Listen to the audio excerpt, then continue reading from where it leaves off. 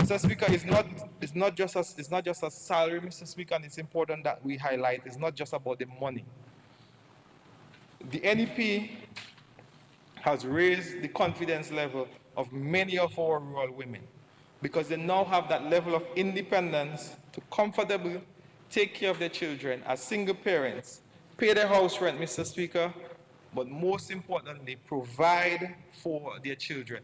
And we have seen this across the country. But also, they are now contributing to Social Security. So before you're unemployed, you're not contributing. So when you are sick, Mr. Speaker, or you have another child, you now can benefit from the contributions that you have made to the Dominica Social Security. And Mr. Speaker, I would like to say on behalf of all the NEP interns, Mr. Speaker, thank you to this administration, Mr. Speaker, because over $77,000 is paid in the Wesley constituency, and this is something significant because, Mr. Speaker, it makes a big difference in the lives of many of our young single mothers, whether they are part of the beautification project, Mr. Speaker, or on the farm, they are contributing to their own development with the full support of this Labour Party administration. Mr. Speaker, over the last few weeks, the Wesley Primary School, we had to relocate on a shift system to the Northeast Comprehensive School. Mr. Speaker, we heard the announcement from the Honorable Prime Minister. We are in discussions with the Ministry of Education, and we will be constructing a brand new Wesley Primary School at Londonderry, Mr. Speaker. Mr. Speaker, I have seen the designs. It is a brand new, much improved space for our children within the constituency. Some persons have expressed concern that the school will be outside of the village. I can assure the parents, Mr. Speaker, this is not so. We will be, for those of us who know the area well, at the lab, where the lab is located now, will be joining that road with the Joe Burton Road so children can commute easily to and from the village. So the vegetation that is there, Mr. Speaker, we have concerns as to it's a lot of vegetation and we're going to have small children. The entire site is being cleared as we speak, Mr. Speaker, and construction of the new Wesley Primary School is on its way. Mr. Speaker, housing continues to be a need for the residents of Wesley and Woodford Hill. But within the Woodford Hill constituency, in the coming months, Mr. Speaker, the Minister of Housing has informed me that we'll be handing over 16 three-bedroom homes to the community of Woodford Hill, and I look forward to this, Mr. Speaker.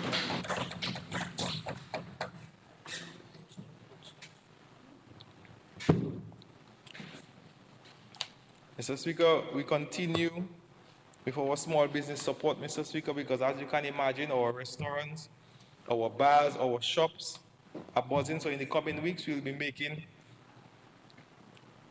some small donations or small assistance to a number of small businesses within the Wesley and Woodford Hill communities. Mr. Speaker, as I conclude, I must say thanks to the Wesley Village Council, Mr. Speaker, the Woodford Hill Village Council, because the job of a parrot is much easier when you have support. And these two councils are doing a very impressive job, Mr. Speaker, and I look forward to their continued support. To my constituency executive, Mr. Speaker, the stalwarts who constantly have you under pressure to do better, Mr. Speaker, I thank them. I thank them as well for their support. All the young people, all the Labour women who support me through one way or another, Mr. Speaker, I thank them for their continued support. Mr. Speaker, as I close a few weeks ago, the opposition, I'm not too sure if Honorable Charles was part of it, Mr. Speaker, they announced their potential candidate, Mr. Speaker. I still cannot believe that that's the best the other side can do, but we'll go with that for now, Mr. Speaker. that's the best they can do, Mr. Speaker. So we'll go with that.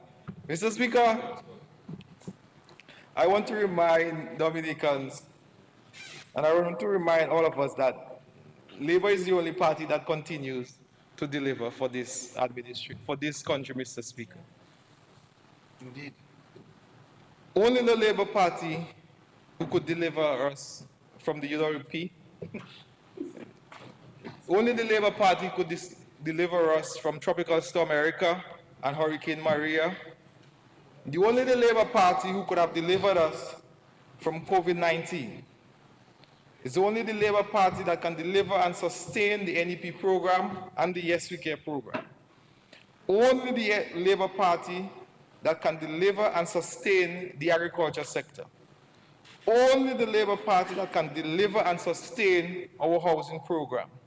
It's only the Labour Party who delivered and paid off 40% of student loans, Mr. Speaker, using our CBI funds. Only the Labour Party who could deliver geothermal to Dominica, cheaper and more reliable energy. Mr. Speaker, it's only the Labour Party who could increase the number of flights to Dominica and create employment at the Douglas Charles Airport, Mr. Speaker. Mr. Speaker, Dominicans, my dear constituents, Labour Party is the only party that will deliver to Dominica the international airport. Yes. Correct. Correct. Only Labour and Labour alone that will ensure fiscal discipline and sustainable growth for our economy. Labour can, Mr. Speaker, and Labour will grow and deliver dynamic Dominica.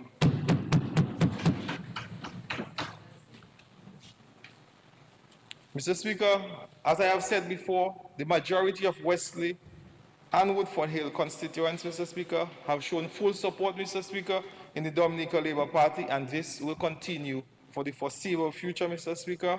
And we're talking 10, 15, maybe 20 years of the Labour Party in the Wesley constituency. Mr. Speaker, I am in touch with my constituency.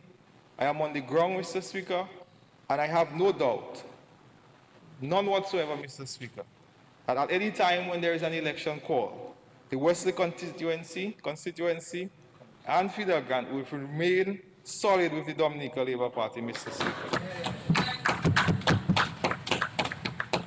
Mr. Speaker, with these few words, Mr. Speaker, I give my full support to this budget, Mr. Speaker. Thank you.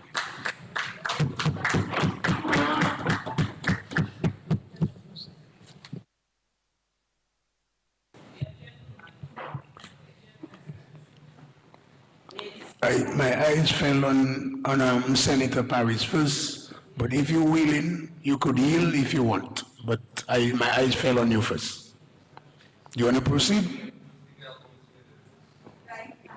Okay.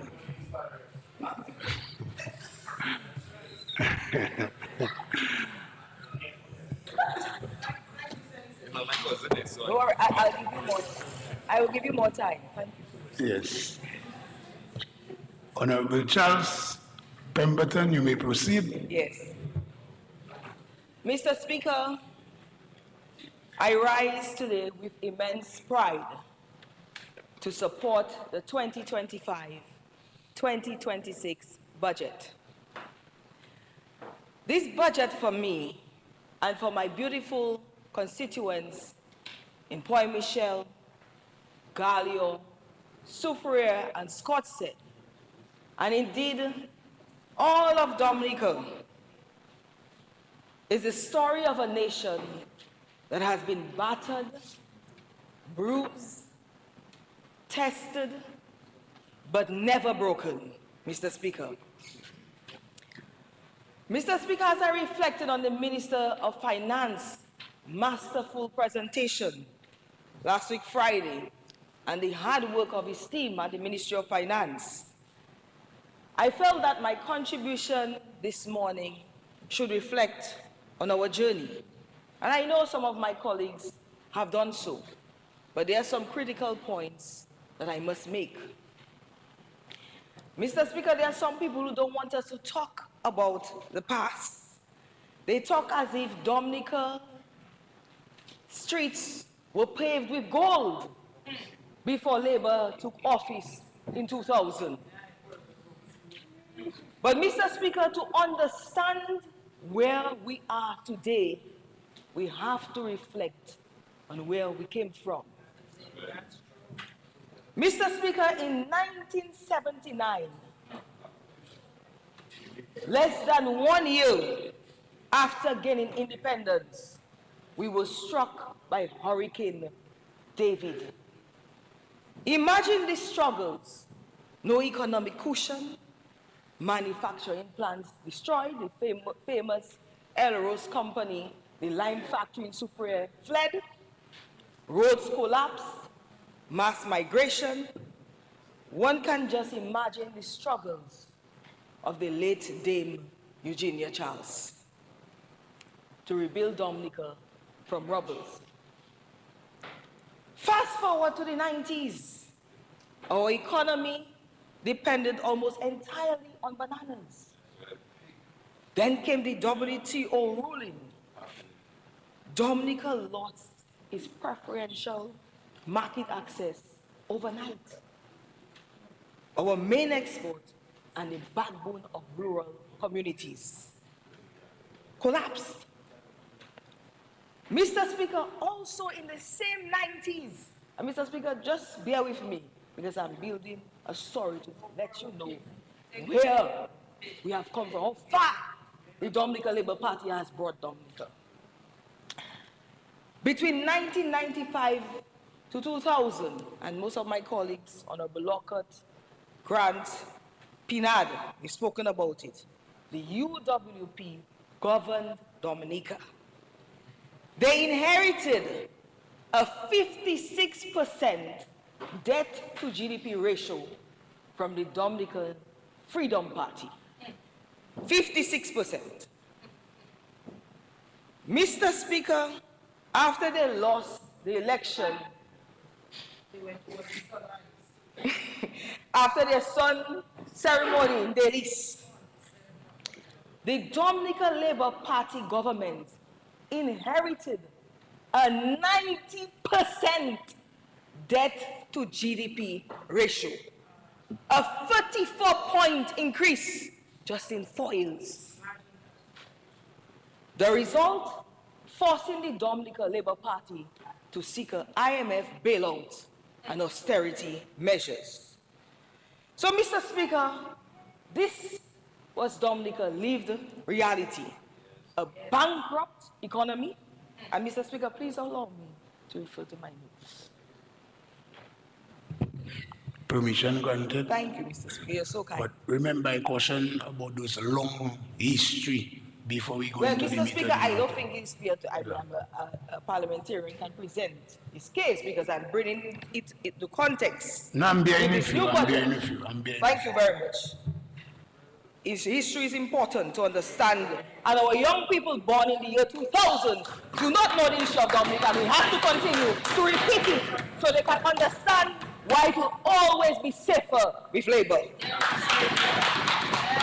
Mr. Speaker, a hospital with no ICU, an airport closed by sunset, poor road infrastructure, deplorable housing condition, and under 60% of Dominicans without potable water, access to potable water.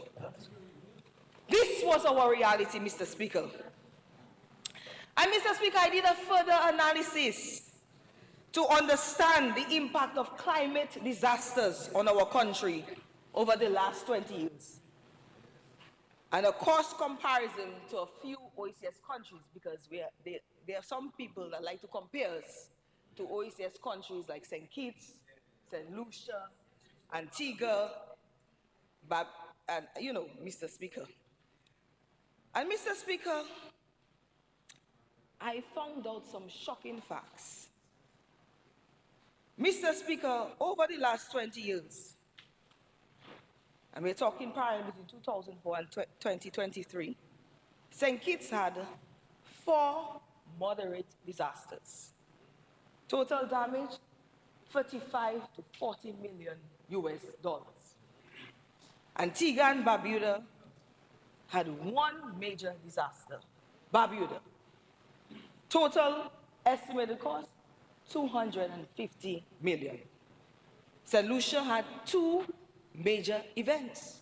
Total cost, 400 million. Dominica, Mr. Speaker, it really,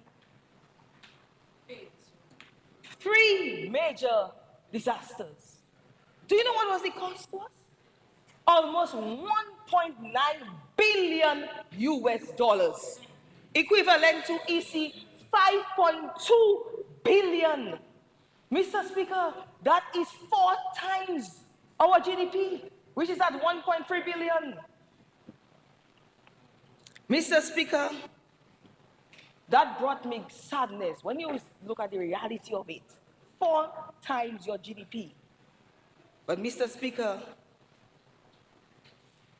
I say it with great pride that we are still standing. And not only standing, Mr. Speaker, but under the leadership of Prime Minister Roosevelt Skerrit, we are transforming Dominica. We have an economic plan, Senator Paris.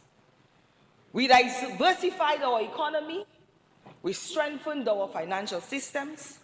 We maintained, in spite of all this, Minister of Finance, Dr. Mack, reported an 89% debt to GDP ratio. 89%, not 90 in 4 years. After all this, 89% debt to GDP. We position Dominica as a global model for resilience. So, Mr. Speaker, I hope some people listened or got a copy of the budget, because I've been hearing about 10 pillars or something like that, Mr. Speaker. A bunch of ideas with no direction, no details, but a weak attempt to overshadow the real growth taking place in our country. So I have 2 questions for the great economist or economists to the government of Sudan. Explain to the people of Dominica, after 7 years, why you left the people of Sudan in the arms of the IMF. And the second question, why do you refuse to give credit to the leadership of Roosevelt Skerrit, who achieved all this without going to the IMF? And Mr. Speaker, he's always boasting about his books, and I respect all professionals and their books. But I have a suggestion for him. I think his next book should be Roosevelt Skerrit Triumph over Adversity, Mr. Speaker. Mr. Speaker, the truth is, where Dominica is today, we have never been, and where we are going is even greater. So let's talk about tourism, real measurable growth. I'll share with you what we have achieved in the last fiscal year, cousin. Extension and grooving of the runway, $26.3 million. And I must thank my colleagues, because when I first, Mr. Speaker, said about extension of runway, they were like, we are building international, but where you come with your extension? So I have to thank them. Because, Mr. Speaker, this has led to increased safety and security of our runway, and boost the pilot's confidence to land in Dominica. Well done. Reduction in flight cancellations, increased airlift because United Airlines started direct non-stop service to Dominica, and job creation, 35 new jobs because of United Airlines and increased staff by DASCO. And Mr. Speaker, we have restoration of daily flights on American Airlines, and a little birdie told me yesterday, I don't really see that, we'll get maybe more, we'll get 2 flights daily, no, 2 flights on a few days more than Saturdays, because last year we got 2 flights every Saturdays, but I'm hearing that they're planning to increase that to other days, Mr. Speaker. On the seaside ferry service, the seat capacity is currently at 797 daily, Mr. Speaker. So in totality, seat capacity from last year to this year went from 2,624 to 3,146 seats for people to come into Dominica in this fiscal year, Mr. Speaker. Mr. On the product development, we spend about 776,000 to do site enhancements and maintenance, improvements to trails, water supply, rest areas, washrooms, signage in Emerald Pool, Trafalgar Falls, Indian River, Freshwater Lake, and T2 Gorge, Mr. Speaker. And my cousin, Honorable Charles, spoke about training. So I'm happy to report to you that we trained 182 people in the last fiscal year, inclusive of 75 tour guides, 88 taxi service providers, and 11 vendors for a certified program at the Dominica State College. We are about to launch a Chief Experience Officer training program from Caribbean Tourism Organization. Mr. Speaker, this program is targeting 150 stakeholders to elevate their attitudes, increase their knowledge and skills, Mr. Speaker. We are currently reviewing a move with the government of Cuba for exchange program for training in the tourism industry. I'm really excited about that. And Mr. Speaker, I want to thank the People's Republic of China for the training in culinary arts, which will be taking place in September, Mr. Speaker. Yes, so we can train our people how to use more of our local crops and vegetables to create tasty dishes, Mr. Speaker. Mr. Speaker, I also 91 tourism stakeholders benefited from the 30 million credit facility at the Aid Bank.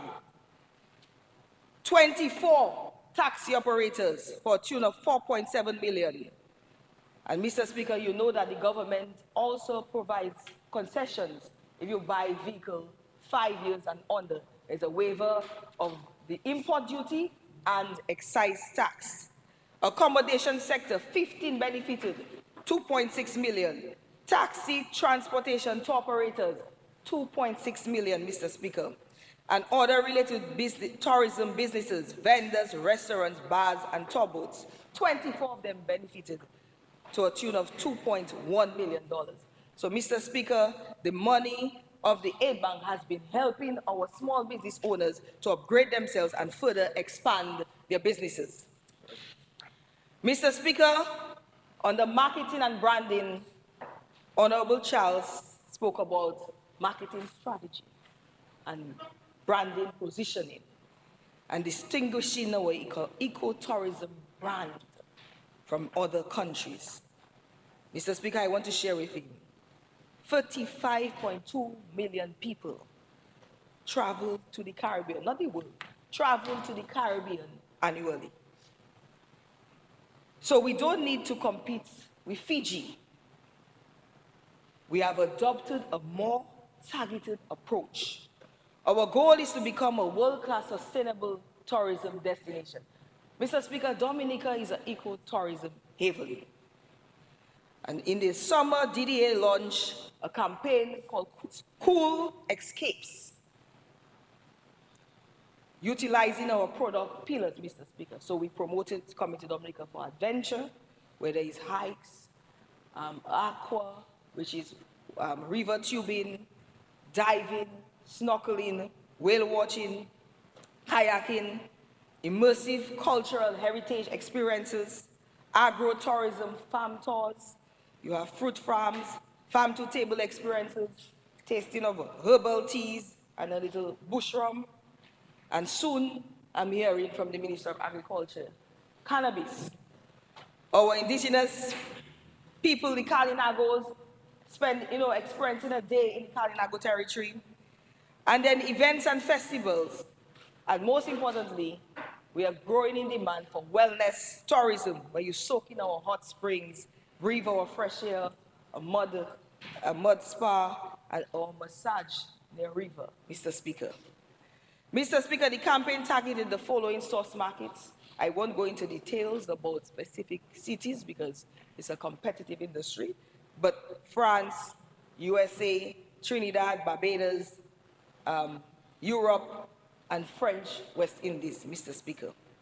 We recently had a destination display in London where 30 media professionals were present talking about the beauty and the different experiences you can have in Dominica. And we launched a campaign with one of our airline partners, Vacation Platform, Mr. Speaker, which gives us access to millions of customers, Mr. Speaker. And Mr. Speaker, because of those efforts, we continue to receive numerous accolades. I will just highlight a few. National Geographic Best in the World list. Condé Nast Traveler's Reader's Choice for rankings of top Caribbean islands. Dominica was ranked among the top eco-conscious travel destinations globally. So, Mr. Speaker, we are pushing. But there is something I'm realizing in all my travels, and we've been discussing this as a team. You know what Dominica's biggest challenge is still today? It is confused with Dominican Republic, Mr. Speaker. Mr. Speaker, I went to Singapore. I made a big presentation. I said, I gave the square footage of Dominica. I said we only have 73,000 people. Mr. Speaker, after the presentation, some of my colleagues ran up to me. Oh, we really enjoyed the presentation on Dominica. You know, we're coming there in a few months for some conference. I said, where? They said, Dominica. I said, conference? I said. Then another call, no, it's Dominican Republic, Mr. Speaker.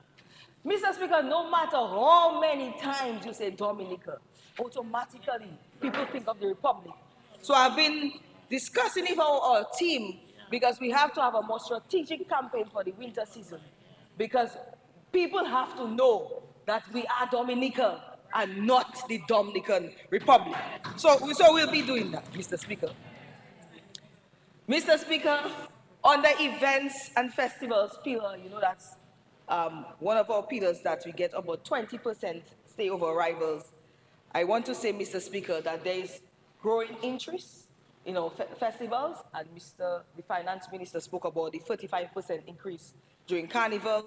We've seen double growth in Jazz Festival and in the Creole Festival, Mr. Speaker, and we expect this year to be the biggest Creole festival as we celebrate our Silver Jubilee, Mr. Speaker. I hope you have your outfit already. Yes. We have other private events like Bike Fest and Breakfast Fest. Mr. Speaker, I hope everybody has their brown outfit to go to Grand Bay or Parep. You're ready to host us in Grand Bay for Breakfast Fest. We'll be there in brown nature colors, Mr. Speaker. So, Mr. Speaker, my cousin, Honorable Charles, suggesting having the T-shirt band in a week before the actual parade on Monday and Tuesday. It's a great idea, Mr. Speaker. But, Mr. Speaker, I want to ask him, how do we deal with village carnivals? We cannot even get bands to leave their villages to come down on Monday and Tuesday. Nobody wants to give up their village carnival. From the time carnival season opens, it's village carnivals every weekend. So here lies your challenge. So you can tell me who's going to give up their village carnival so we can do this a week. Very difficult, Mr. Speaker. We are not Antigua. It's very easy to mention and reference, but you have to look at the culture in Dominica, Mr. Speaker. But, Mr. Speaker, what we will be doing in this fiscal year is reviewing Dominica Festivals Commission to make it a standalone organization and developing an entertainment policy. Because as much as tourists love coming to Dominica and they have a fabulous time in the day, we have to increase nightlife activities, Mr. Speaker. So we'll be developing a policy to boost nightlife so people can spend more money in Dominica, because visitors are saying we want to spend more money, Mr. Speaker, and I want them, I need them to spend more money. So we have to provide concessions so our people can continue to invest in this industry. So, Mr. Speaker, let's look at the results of all what I've said. Results, real growth. Total visitor arrivals, 435,255.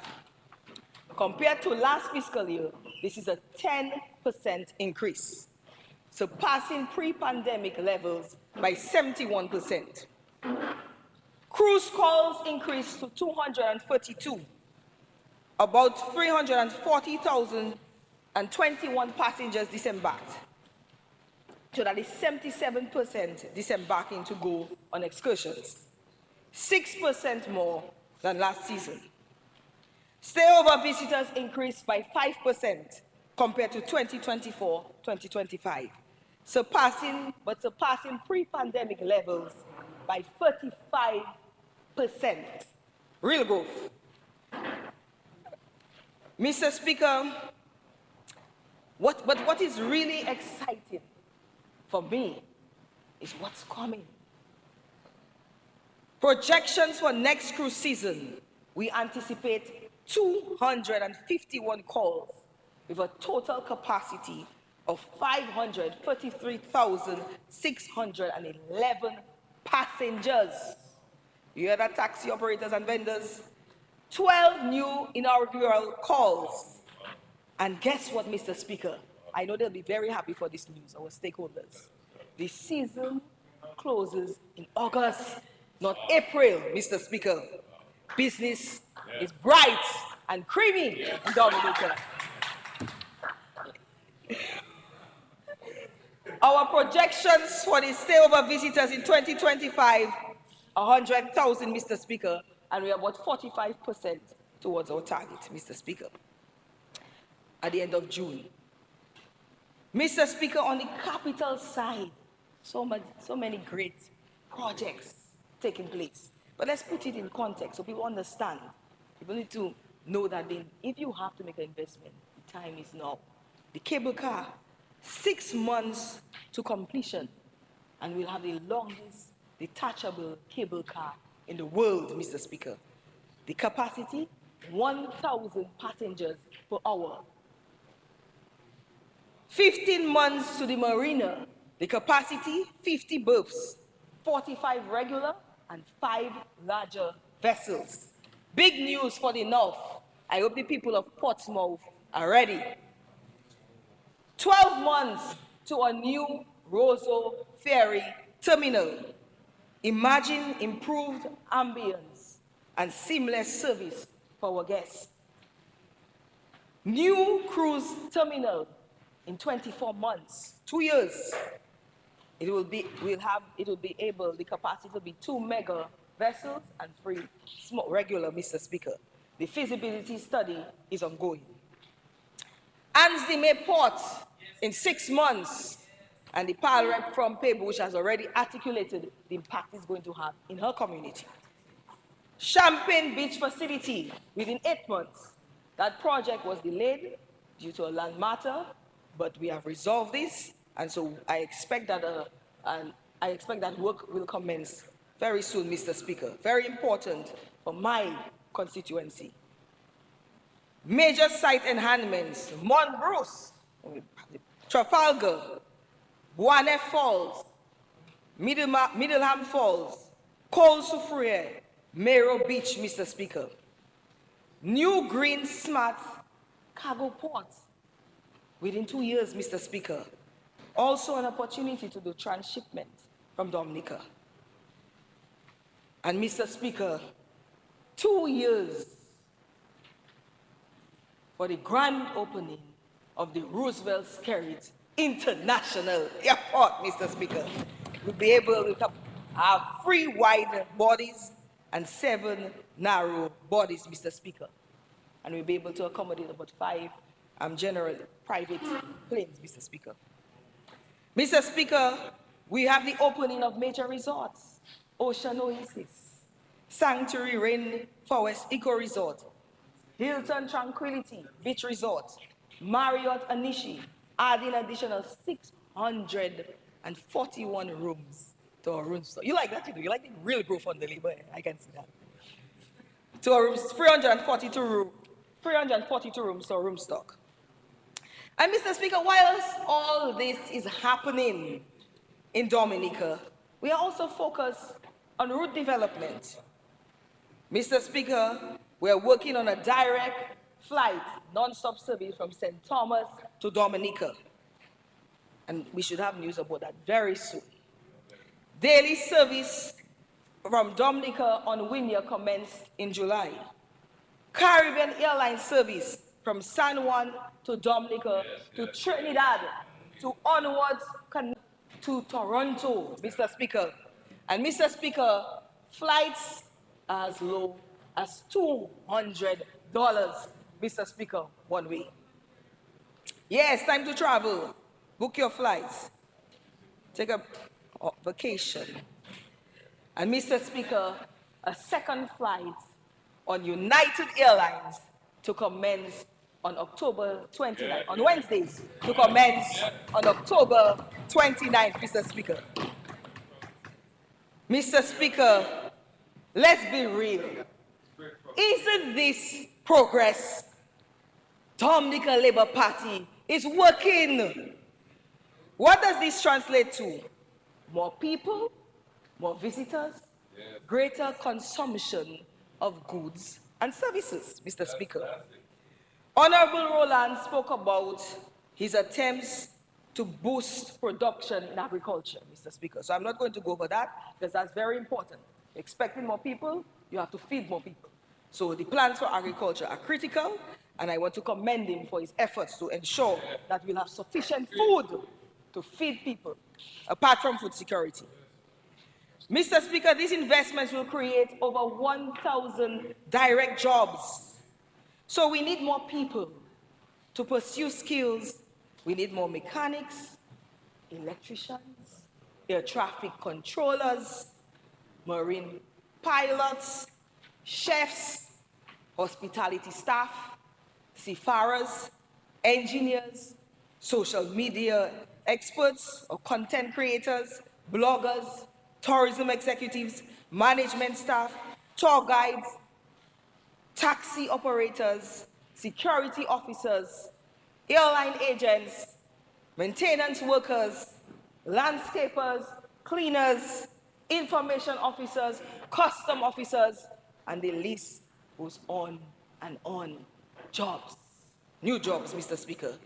So, Mr. Speaker, we did a skills audit at the DASPA to understanding our current staff profile, because, Mr. Speaker, we may have to retool some people to redirect them to take advantage of those opportunities. But here lies our opportunity for our youth to pursue studies in aviation, maritime, tourism, Mr. Speaker. So I'm really, really happy about the 2% facility at the Aid Bank, which specifically focuses on national priorities, Mr. Speaker.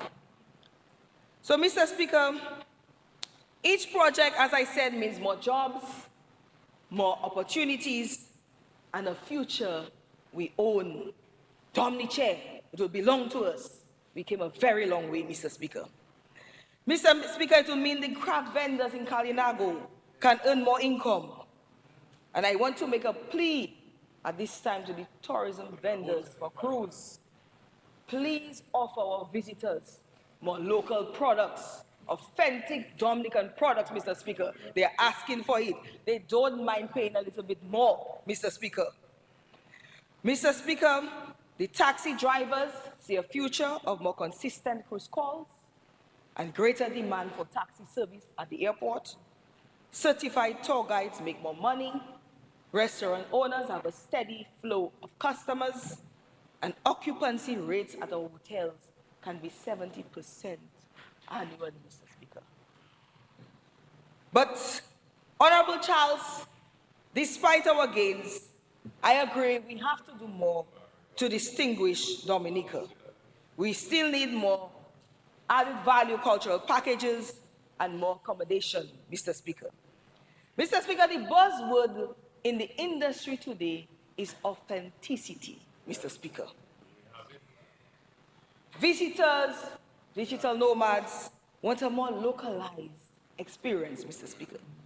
So, Mr. Speaker, that is why Honorable McIntyre spoke about the Village Tourism Accelerator, Mr. Speaker. It simply means that we are taking inventory of all our tourism assets in every village in Dominica, Mr. Speaker, to develop linkages, Mr. Speaker, to create unique packages, create better content for digital ads, and showcasing the diverse experiences that people can have in Dominica, Mr. Speaker. Mr. Speaker, we want people to come to Dominica to learn Kokoi in Marigot. And then they can go to Grand Bay to hear Creole, to learn some Creole, Mr. Speaker. They can do horticulture in Girondel at the flower show site, Mr. Speaker, and sport fishing in Scott's Head, Mr. Speaker.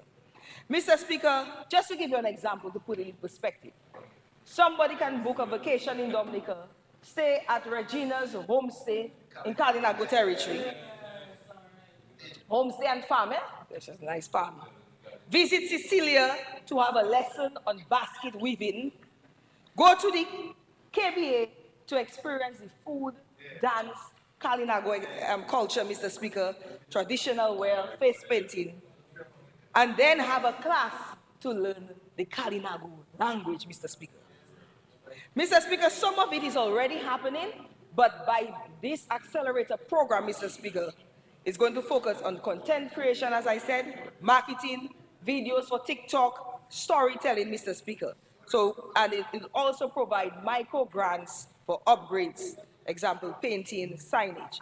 So we have a consultant, Jose Brown, who is already working with our stakeholders, Mr. Speaker, and especially small tourism accommodation, Mr. Speaker. And we found out a lot of things. All people were doing business, but they were being, I would say, robbed, but because they did not know how to properly set up on certain platforms, they were losing a lot of money, Mr. Speaker. So she has been very helpful in guiding them how to control the revenue that you make on a platform, and it has been very useful. But apart from that, to be more creative, to have added value packages, Mr. Speaker. And so far, Mr. Speaker, she has met about 40 properties, Mr. Speaker. So, Mr. Speaker, we are finalizing a priority list. I know every village in Dominica has tourism gems for you. See, Mr. Speaker, you see the problem I You hear the pal rep of La Plate, Mr. Speaker? We did a tour with her recently to document all our assets in the La Plain constituency, Mr. Speaker. But Mr. Speaker, you see the problems I mean. But Mr. Speaker, we have to prioritize, Mr. Speaker. So we are finalizing our priority list, Mr. Speaker, so we can ensure that we build more resilient communities in Dominica, because many more people can make money from this vibrant industry, Mr. Speaker. Because, Mr. Speaker, the second aspect is accommodation. Our goal is 1.5 million visitors by 2030. And when I say that, people, Mr. Speaker, you have to think big, Mr. Speaker. And we can achieve it. But we need more rooms, Mr. Speaker. Today, we have about 2,000 rooms between hotels and short-term rental accommodations, Mr. Speaker, and homestays. So, Mr. Speaker, Honorable Charles mentioned certification, the member from Marigot. Standards. Mr. Speaker, we have the Nature Island standards of excellence, Mr. Speaker, as you know. So, Mr. Speaker, by law, any tourism service provider is supposed to be certified, or we can shut you down. That's by law, Mr. Speaker. But, Mr. Speaker, we have had service providers that had challenges after Maria with insurance costs and other issues, Mr. Speaker, and we have been working with them to get them certified. But as of today, we have about 737 certified tourism service providers. But interestingly, I want him to know that we only have one car rental certified, which you referenced. So, Mr. Speaker, I'm just reminding people, we have a campaign to try to get you to get certified, but by law, we can really close down your business. So is that what you want me to do? You want me to close? So, he also mentioned about targeting high-end tourists. Quality over quantity, Mr. Speaker. But I beg to say, whilst our target is not mass tourism, let's put something in perspective. Mr. Speaker, Singapore is 283 square foot in size, Mr. Speaker. Dominica is 290 square foot. Square miles, sorry, square miles. 290 square miles. Mr. Speaker, Singapore received 16.4 million tourists in 2024. So, I'll just leave that there, Mr. Speaker. I'll just leave that there for my cousin to ponder upon. I'm not saying we're pursuing mass tourism, but I don't think Dominica is at a stage now to be talking about carrying capacity of tourists, Mr. Speaker. I'll just leave that there. I just leave that there. Our goal is to triple tourism contribution to GDP, Mr. Speaker. And Mr. Speaker, I want to tell you, I spoke a lot about figures and the percentage growth, but let me put it in dollars and cents. Mr. Speaker, in the last fiscal year, because of tourism, $335 million circulated in our economy. We hope to achieve by the end of the 2025-2026 fiscal year, $498 million tourism contribution to the economy, Mr. Speaker. But Mr. Speaker, if we achieve 1.5 million tourists or visitors to the island, Mr. Speaker, by 2030, if everything remains the same, I expect spending to increase, Mr. Speaker, but dealing with current prices as provided by the IMF on spending, Dominica, Mr. Speaker, tourism will contribute $1.8 billion to the economy. So you see how we can triple it, Mr. Speaker? And Mr. Speaker, who is making the money in tourism? Farmers, fishers, tour guides, vendors, tour operators, taxi operators, hospitality workers, supermarkets, Domlec, every small, medium, large business in Dominica and every person in Dominica can be making $1 from tourism, Mr. Speaker. So, Mr. Speaker, we have to prepare. There are some critical investments that are required now. And that is why, being a responsible government and planning ahead, we have to introduce a tourism environmental levy, Mr. Speaker. The Nature Island Fund, US $30 per visitor, but Mr. Speaker, children under 12 will not pay anything, Mr. Speaker. Increase ecotourism site pass to $20 a day pass and $50 a week, $50 a week for the pass, Mr. Speaker. Mr. Speaker, when you convert that, Mr. Speaker, we have 12 ecotourism sites, Mr. Speaker. You divide that, Mr. Speaker, it's about $1.66 per site, Mr. Speaker. But Mr. Speaker, Dominica is growing. We have to improve collections, Mr. Speaker. We have to maintain our sites. And climate change is real. Do you know how many times people call me or call Honorable Cozy to say there's a landslide here? Mr. Speaker, we just spent about 90-something thousand in doing some repair works at the boiling lake. Yesterday, the PS is telling me we have another 83,000 to spend. It is not cheap. We must not underestimate the impact that climate change is having on our natural resources. And we have to have the funds to respond quickly, Mr. Speaker, because when you don't respond, the same stakeholders put pressure on you, Mr. Speaker. So, Mr. Speaker, we have to develop new products. We have to improve access. And we have to do more community tourism-based initiatives, as I mentioned, Mr. Speaker. Mr. Speaker, all countries in the OECS, Barbados, Antigua, St. Lucia, have funds dedicated for tourism, Mr. Speaker. So I understand some of the operators have concerns on how it will impact their excursion packages, Mr. Speaker, and we will meet with them. The Honorable and I, Cozy and I, will meet with them, Mr. Speaker. But the truth is, we have to prepare for the growth we expect now, Mr. Speaker. And Mr. Speaker, of course, we will have, as the Minister mentioned, we'll be establishing a tourism council for oversight, Mr. Speaker. Mr. Speaker, there is something I'm really excited about. It's called shore power, Mr. Speaker. Mr. Speaker, according to IMO regulations, sea vessels have to reduce their carbon emissions. Actually, they have to get to net zero by 2050, Mr. Speaker. So, Mr. Speaker, we have now approved a feasibility study to find out about our potential, Mr. Speaker, to provide shore power, Mr. Speaker, to assist the ships in offsetting their carbon emissions, Mr. Speaker, when docked in Dominica. So, Mr. Speaker, this will give Dominica a competitive advantage in the cruise industry. And so, Mr. Speaker, I cannot wait for that feasibility study to be done, Mr. Speaker, and I'm hoping that the results is that we can in quick time, Mr. Speaker. So I'm looking forward to that, and I want to thank the Minister of Finance and the Minister of Energy for their pursuit of renewable energy, because, Mr. Speaker, geothermal energy is transforming Dominica.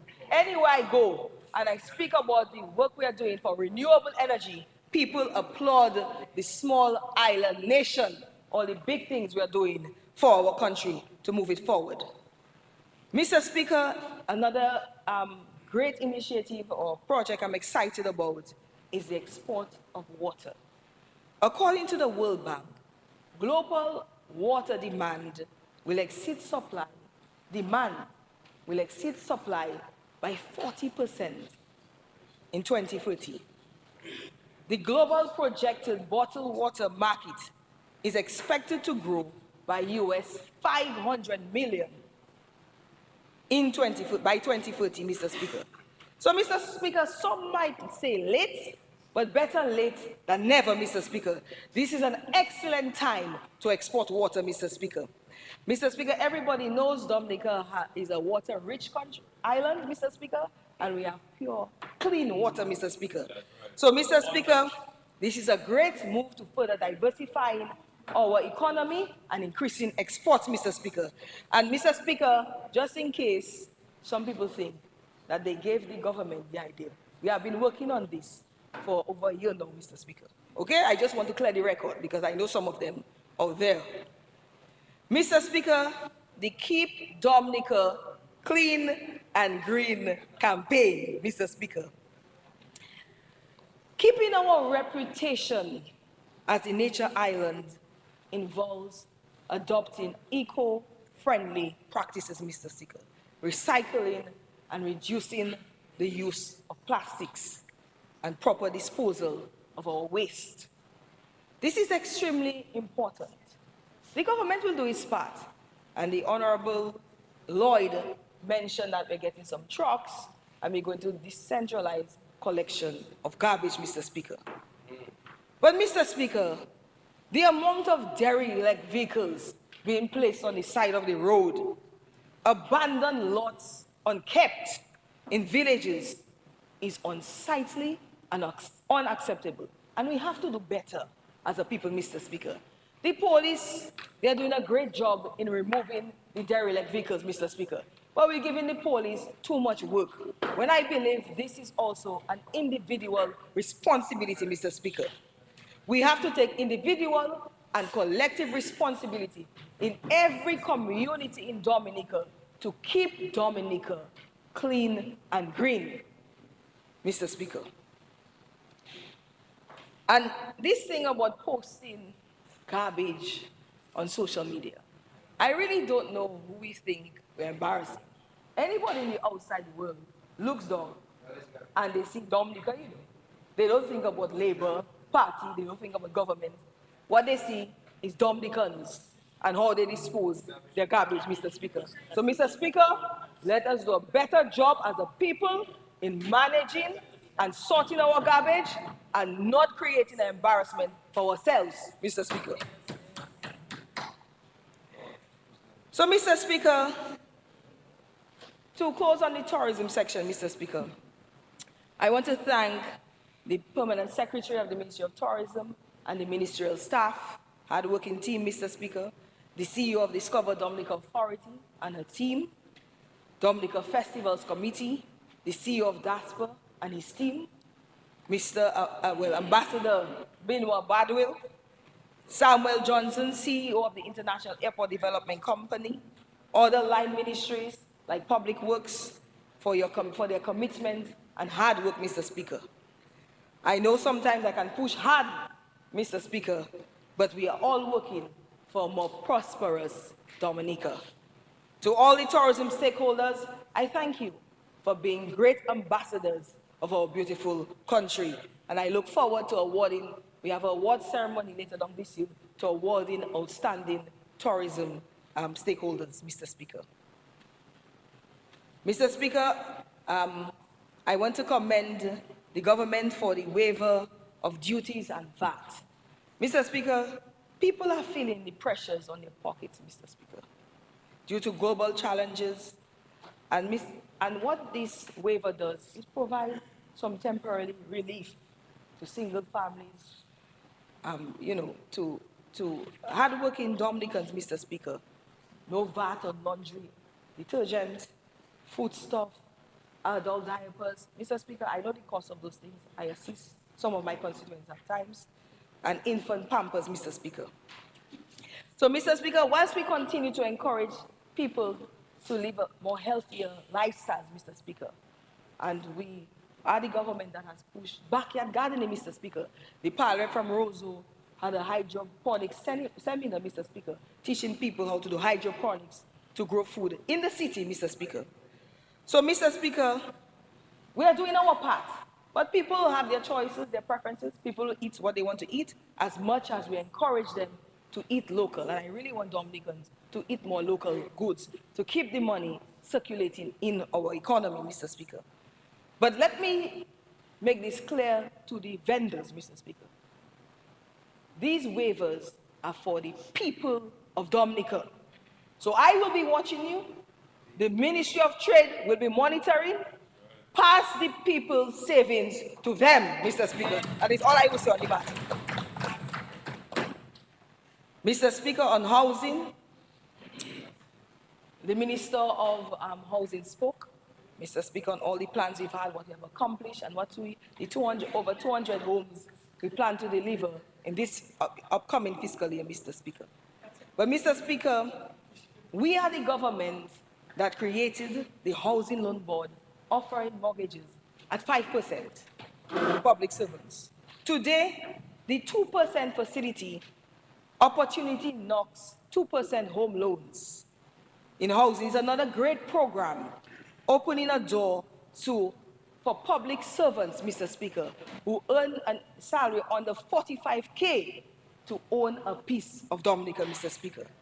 Mr. Speaker, without a doubt, this Labour Party government, whether through selling lots below market price, building homes for vulnerable families, or creating low interest rate mortgage facilities, we have made it easier for Dominicans to own a piece of Dominica. And apart from the physical well-being, Mr. Speaker, we must factor in the peace of mind, Mr. Speaker. When I think about the homeowners in Scott said, Mr. Speaker, and I reflect on their stories, some people sleeping on the road, in people's porches, Mr. Speaker, carrying water, having to dispose their waste by the sea, Mr. Speaker, or crammed in one room, Mr. Speaker. I am very happy for the 21 families, Mr. Speaker, who received their homes to the Scott said Seaview Apartments, Mr. Speaker. They are very, very grateful to the Dominica Labour Party administration. That is why, Mr. Speaker, my constituents know the Dominica Labour Party cares, and I'm warning people, be careful when you go to my constituency and bad talk the Dominica Labour Party. What you get, you will get, Mr. Speaker. That's all I will say, Mr. Speaker. What you get, you will take, Mr. Speaker. What you get, you will take. So be careful what you say about Labour in the Soufriere constituency, Mr. Speaker, because we're ready. So, Mr. Speaker, we are also going to be giving 16 homes in Point Michel. And I want to thank Honorable Oscar George for the lighting of the Brooklyn playing field in Soufriere. We had a fantastic time at the commissioning, Mr. Speaker. It has really restored the sporting activities in Soufriere, Galio, and Sportshead. Mr. Speaker, I'm looking forward. 10 more minutes. I'm looking forward to the rehabilitation of the Point Michel playing field, Honorable Oscar. because we have the most football players in Point Michel, Mr. Speaker. Yes, yes, yes. We have about 3 players on the national team, Mr. Speaker. And we have over 60 footballers, Mr. Speaker. Mr. Speaker. And so, Mr. Speaker, they're looking forward to that and the lighting of the Point Michel playing field. Mr. Speaker, we're also looking forward to the rebuilding of our preschool, which was damaged after Hurricane Maria. So I want to thank Jungle Bay and the Ministry of Education for their hard work to ensure that we can rebuild that preschool, because currently the children have been housed at the church, Mr. Speaker, the Christian Union Church. And I want to thank them, Mr. Speaker.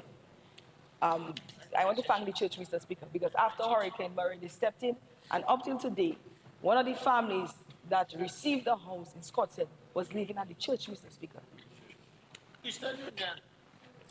So, Mr. Speaker, we are going to build a multi-purpose center in Gallia, and I know the people of Gallia are excited. I have told Scottsdale they got boats, they got homes, they're getting a fishing processing plant, which we expect to start this fiscal year, Mr. Speaker. They're getting the slipway, Mr. Speaker, that they have to give me a break. Right now I have to focus on the other villages, Mr. Speaker. And Gallia, Mr. Speaker, is a priority in this fiscal year. I know they're waiting to hear that, so I'm letting them know that they will get the multi-purpose center. I have seen the first draft of the designs, which I have to share with them, Mr. Speaker. So, Mr. Speaker, I am satisfied this budget focused on our vision of a more progressive, prosperous Dominica by 2050.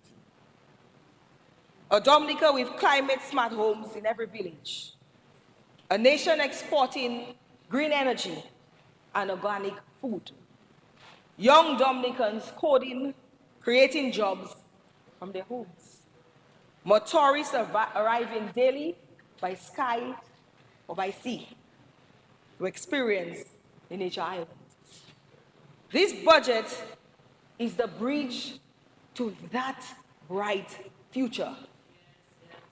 And it is within reach because the Dominica Labour Party administration refused to give up.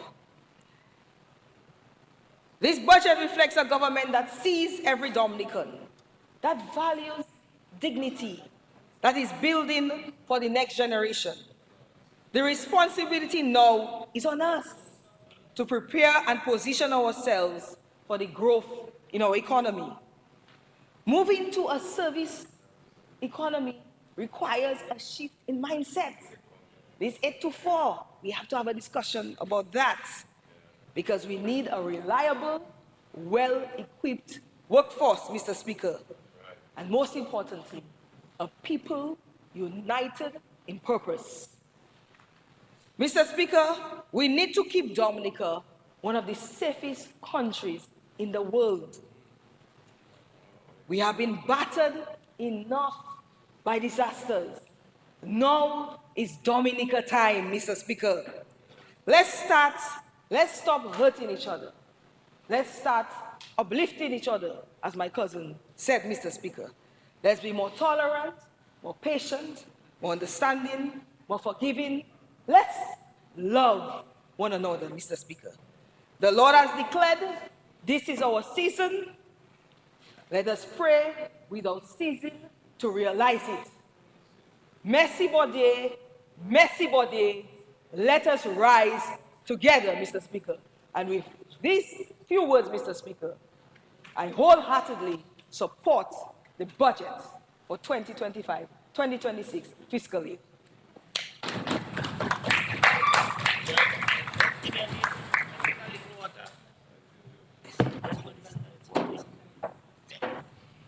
Yes, Senator Paris, you are recognized. You may proceed. Good morning, Mr. Speaker, parliamentary colleagues. It's good to be here to make some short contributions to the current debate before the House. Mr. Speaker, there's a striking difference between storytelling and statecraft. storytelling, and statecraft. And this administration, obviously, proves to be very, very competent in the former.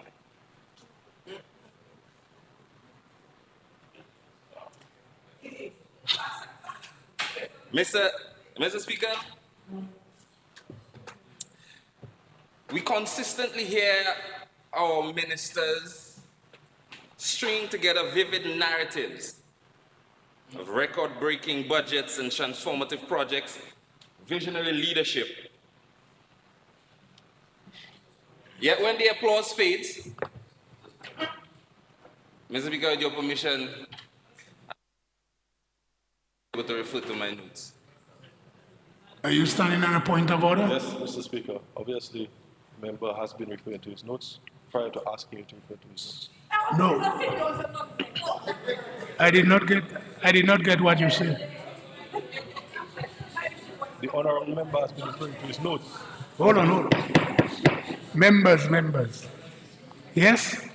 Mr. Speaker, the honourable member has been referring to his notes without seeking your permission to do so. Senator, have you been reading your notes? If you're reading your notes, you have to ask for permission. Are you? No, you may proceed. You may proceed. Let's proceed. Yeah. Mr. Speaker, I humbly beseech your permission to intermittently refer to these notes that I have written on the paper. Permission granted. Proceed, please.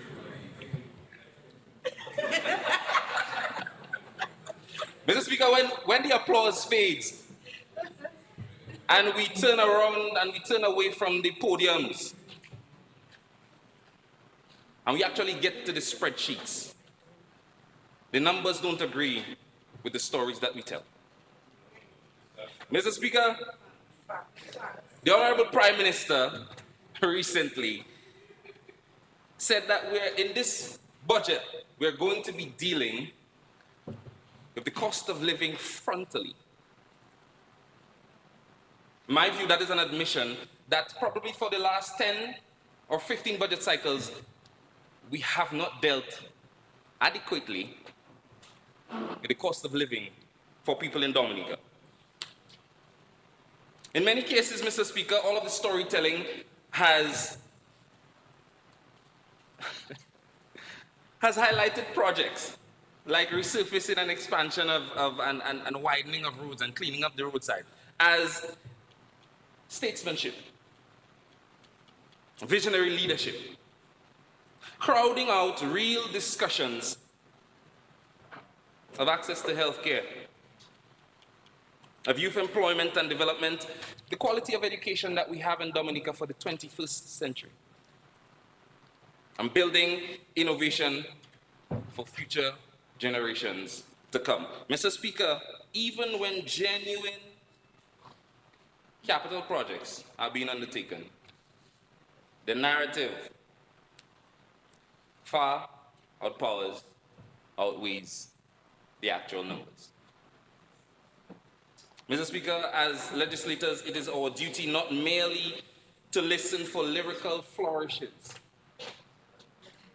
of world-class infrastructure and historic allocations, but to demand evidence that each dollar spent improves the lived experience of the ordinary Dominican. Keep food on the table and keep them affordable. Keeps our drains and our waterways clean for the next impending storm or rain event. Keeps opportunities open for our young people. Keep garbage off the streets. Mr. Speaker, a bit more effort needs to be made to demonstrate and to explain to the people of Dominica that the budget address eloquently presented is not the actual estimates that we're approving. There's a difference. Essentially, what the Minister of Finance presented is a fiscal policy statement. And I believe, Mr. Speaker, separation must be created we must come to debate the fiscal policy and whether we agree with the government's policy on pushing Dominica in this particular direction versus that direction. And have a separate debate on what the estimates are. Do some performance review. Do some allocation justification. Look at what and where we have spent the money and why we experience the challenges we experience and what we have done to mitigate them in the upcoming financial period. Mr. Speaker, essentially what I'm proposing is two separate debates. That's not new. That's happening in the region, in some of our sister islands, not too far from here. So it's something that descendants of Afro-Kalinago people, we should look forward to doing, Mr. Speaker, because I think it would bring some clarity, some consciousness to the debate. Yeah? Because what we're hearing, some of it is good, but its policy doesn't reflect the numbers. The numbers don't agree with what it is, with what they're saying. Mr. Speaker? No, I come in with the numbers, man. Don't worry about that. Mr. Speaker, so let's do some work. Let's look at the performance. Obviously, Mr. Speaker, I don't have a lot of time, so we're going to maximize it. I cannot do all of the congratulations that I would like to do, and some of the things that I agree with, like the film industry, you know, we don't have all the time to go through that. Maybe when we split the debates, we can do that. But Mr. Speaker, before I proceed, there's one thing, let's start off on a good note. There's one thing that I would like to support and commend, and that is the recognition from the Ministry of National Security and the government at large with the issue that gun violence is becoming in Dominica. That's not what it used to be back in the day. Our environment is changing. Violence and injustice of that kind doesn't have a color, it doesn't have a species, it doesn't favor one person against the other. And as I've said before, in private, in public, there are some things that we cannot debate on. There are some things that we cannot have differences of opinion on and different sides on. Of course, we hold each other accountable. But I'd like to support the government's initiative, recognizing the problem that gun violence is and standing against it, and I'd like to stand and lend my support to that initiative however I can. Of course, we have to lead by example. We have to be careful with the things we say and the things that we promote.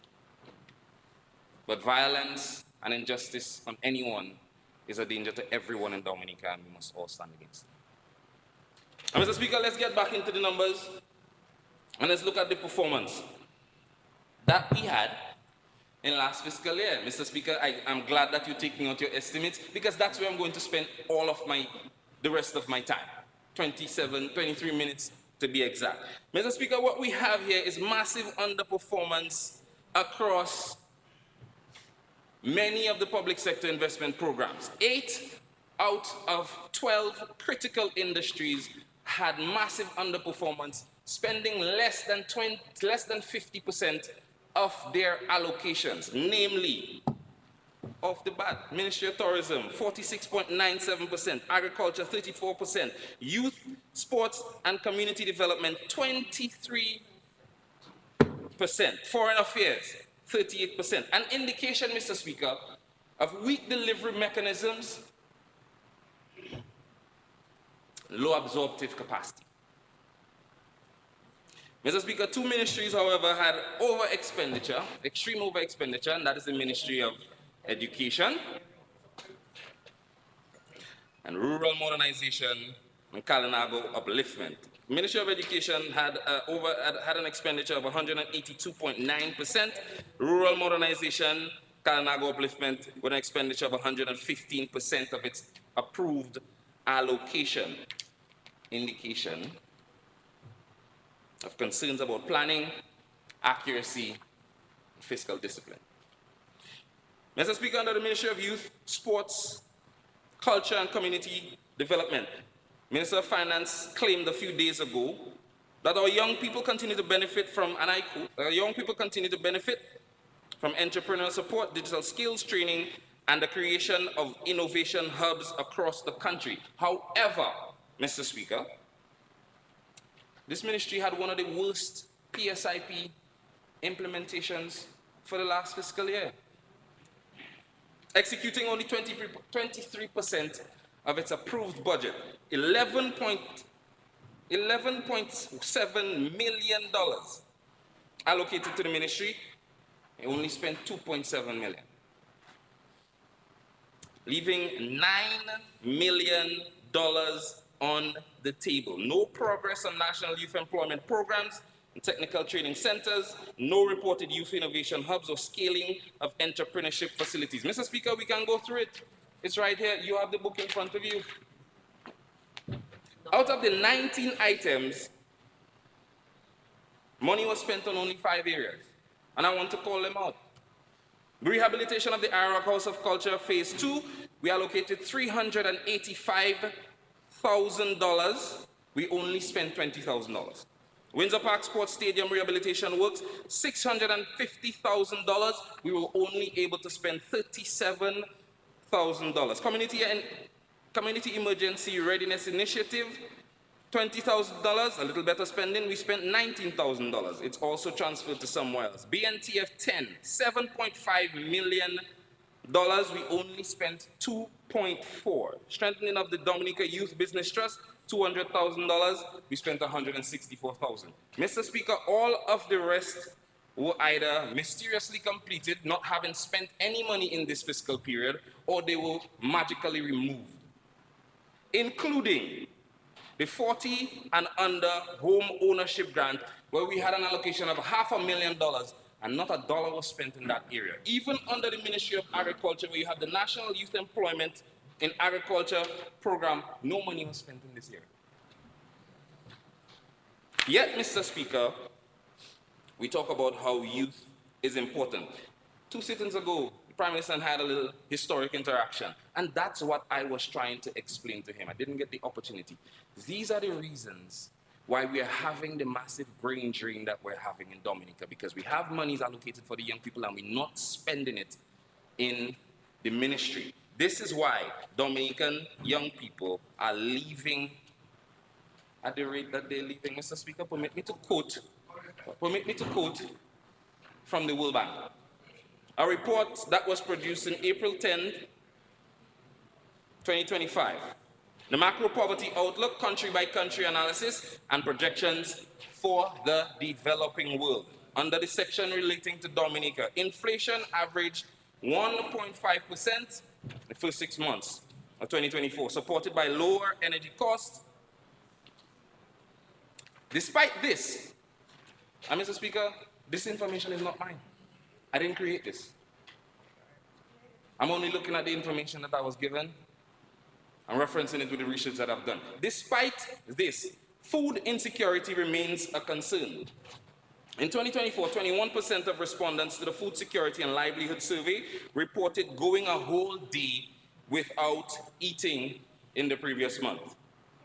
42% were hungry, but didn't eat. Food insecurity is higher in rural areas and among people under the age of 25, reflecting household income instability. Around 34% of respondents reported experiencing job loss or income reduction in the past year. Mr. Speaker, this is the type of trickle-down impact that massive underspending and implementation failure in the public sector investment program has in the economy. Mr. Speaker, while the same report is indicating that Dominica will experience some growth in the GDP and some reduction in our debt, because of our lack of implementation in the critical areas where we need some investment, we risk many of our people going hungry. And that, you want the source? The Minister of Energy is asking me for the source. Macro poverty outlook, country by country analysis and projections for the developing world. That is a World Bank document, that's not mine. Mr. Speaker, this is why this massive underspending. One second. Members, I think he said that it was a World Bank report, April 10th, 2025.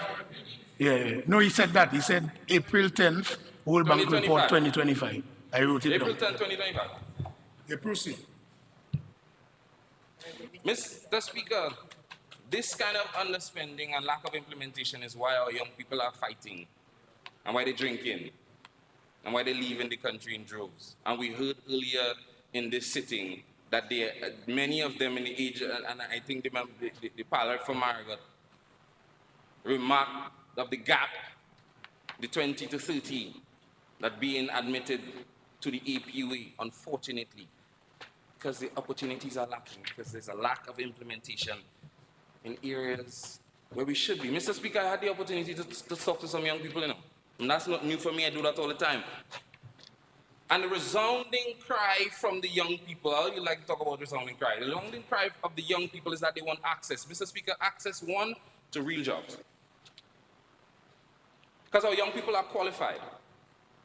The complaint is that most of the jobs don't match the skills that they have, and there is very limited career opportunities or even upward mobility, and that's why they feel forced to leave. It was so interesting to hear one of them say this. Imagine building a Dominica where ambition doesn't need a visa. Mr. Speaker, number two, they want access to funding and resources. Let's look at the area of music. Booyah music is the fastest growing industry built by our young people, largely by themselves. But Mr. Speaker, they don't need handouts. What they need is access. Where is our music and entertainment industry? Policy, rather. Our music and entertainment policy. I heard the Minister of Tourism mention an entertainment policy a while ago. I'm happy that it's coming. But young people are doing something with our music, indigenous to Dominica, largely by themselves. Couldn't they have done with some more added finances? What do you think they could have done with some added investment and push behind them? With an entertainment policy that doesn't just look for their development, but something that helps to protect something that is uniquely Dominican. To protect our artists, our producers, the people in the industry now. To protect something that is uniquely Dominican and keep it so. Mr. Speaker, our young people want a real path to home ownership. In the last fiscal year, the 40 and under home ownership grant was established, an allocation of $500,000 was allocated, nothing was spent. How do we explain that? Is it that we didn't have young people that wanted homes, nobody applied? What is the situation with that? Because $500,000, I don't think our young people just leave it on the table. They want a real path to home ownership. They want good quality health care, not just for themselves, but they want it for their parents and their grandparents and their cousin and their sister and their auntie and their uncle too, in Dominica.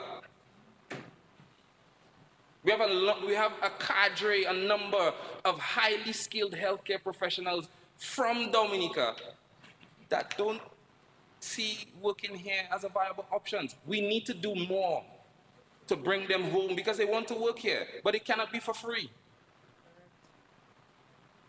We cannot we cannot ask them to come back for free. Coming back home to work and provide services after you've built a skill must be viable. You must be able to build yourself. It must be worth your while. Even because, Mr. Speaker, here's what they're saying. Young people are saying that they feel they can't make it here. They can't make it here. So I think we need to do better in helping to bring them home. Finally, Mr. Speaker, they want a real voice in governance. They want a real voice in governance. The youth are saying that they feel like they are consulted, but they don't feel respected. Their ideas are heard, they get a round of applause, and nothing happens after that.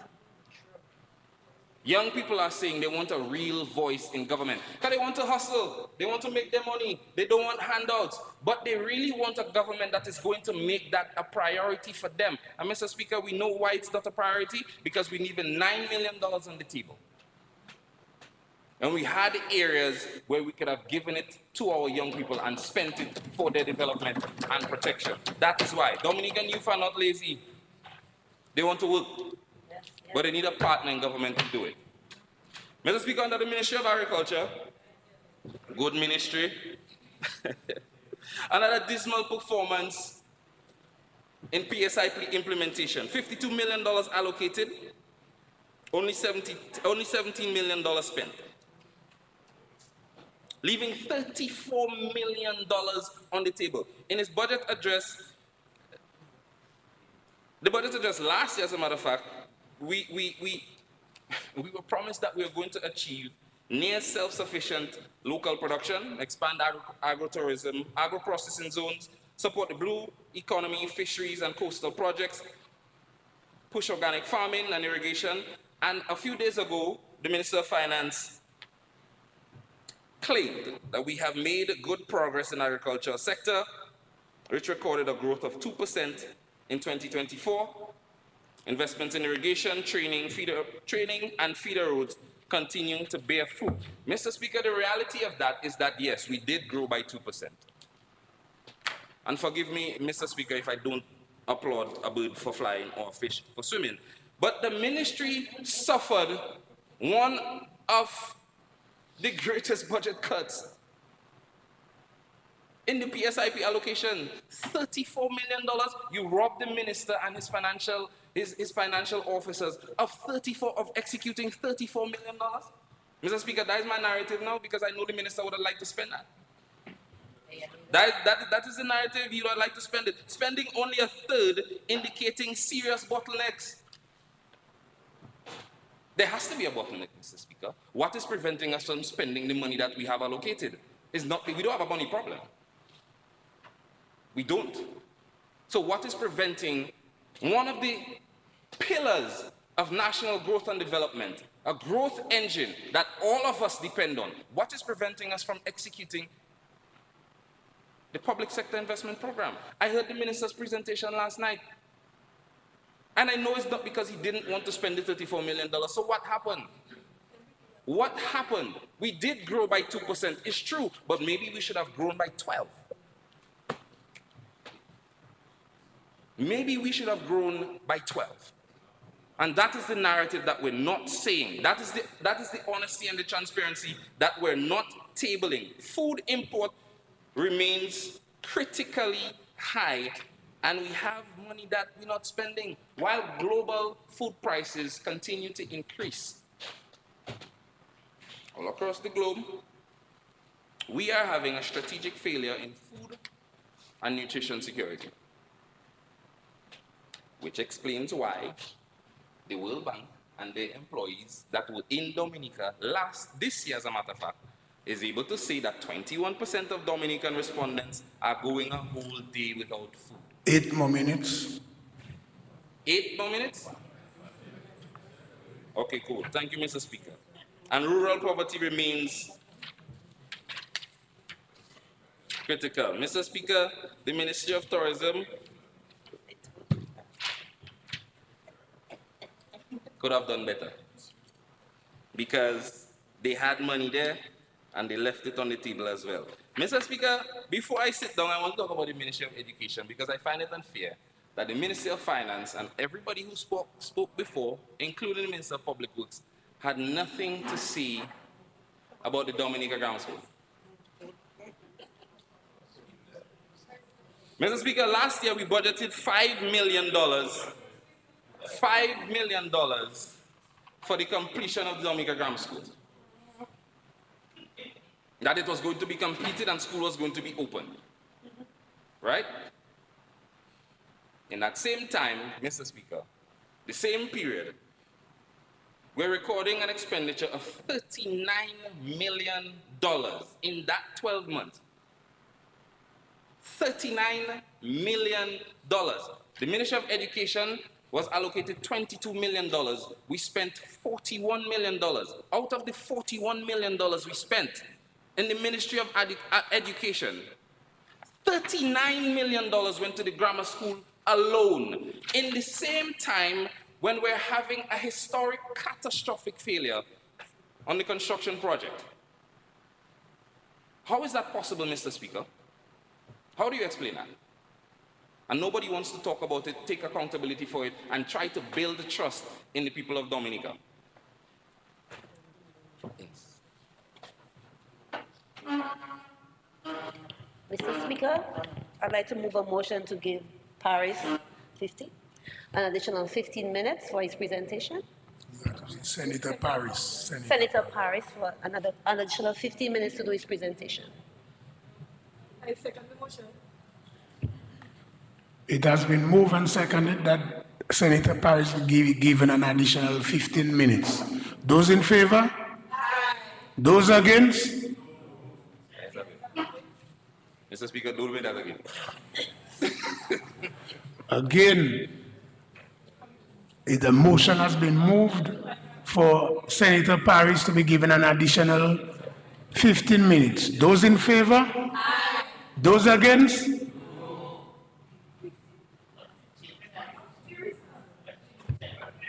So move another motion.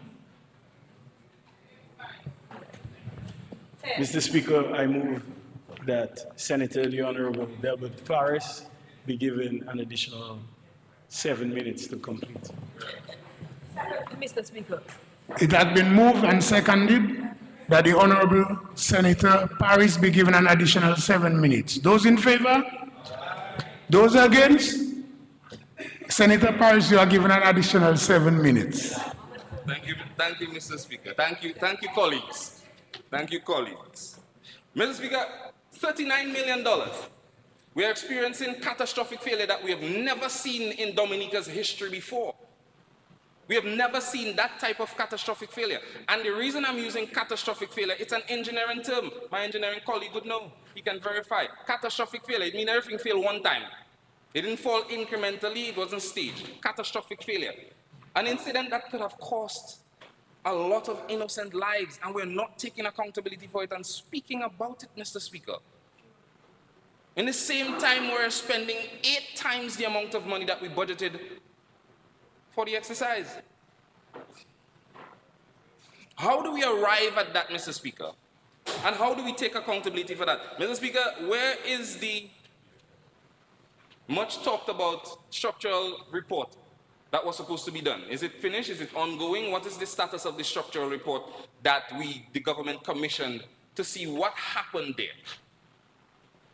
We anticipate the public presentation of that report because, Mr. Speaker, this is not a political issue, no. It's not a political issue, it's an issue of national importance. Why? Because all of our children go to those schools. The functions that we're going to have there, all of us going to go there. What steps are we taking to rebuild the confidence of our people? That when we go into those buildings, when they're finished, that we will be safe. It's not a political issue. It's a safety issue. It's an issue of national importance. How did this happen? Where's the report? Who is taking accountability for it? Was it a design failure? Or was it a construction and implementation? Mr. Speaker, what is the role of the physical planning division in all of this? I haven't heard from them. We're not hearing them saying anything. Because they must be involved. And that is their job. What is their role? People's lives are at stake. And Mr. Speaker, another reason why this is an issue of national importance is because the same developer and his team is the one responsible for the execution and the implementation of the international airport. What assurances has the developer given us that similar catastrophic failure will not happen at the international airport? Because it won't just be Dominicans there. It's serious issues. It's not a joke. And here's the point, that the contractor didn't have a shortage of money. $5 million was allocated and he got 39 million. Last year, the forward projections for the completion of the grammar school was 76 million. We're at $113 million now, and it's not finished. In the same year, we are having catastrophic failure that we cannot explain. And everybody's hush-hush about it, as if people couldn't die.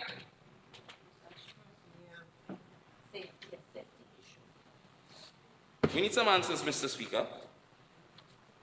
I think the people of Dominica deserve it. Under the Ministry of Health, Mr. Speaker, not much, well, I don't have much time, but another area where we have money allocated, and somebody is creating a bottleneck. The money is not being allowed to be spent. $7.5 million, only 1.9 spent.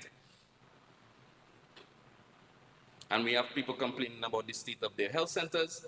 We have people complaining about the state of the ambulance and fire service. We have people complaining about available medicines. We have people complaining about the heat in the hospitals, etc., etc., etc. Mr. Speaker, somebody is preventing the financial officers from spending the investment money in the Ministry of Health. And somebody has to answer. Mr. Speaker, I'm not going to stand here and say that the ministry didn't spend the money. No, man, somebody blocking it. Because we cannot have investment money. Mr. Speaker, a friend of mine rode in the ambulance. The same ambulance that served in the airport, by the way, the airport in Melvin Hall. Well, I didn't call the airport name, and I see where it is.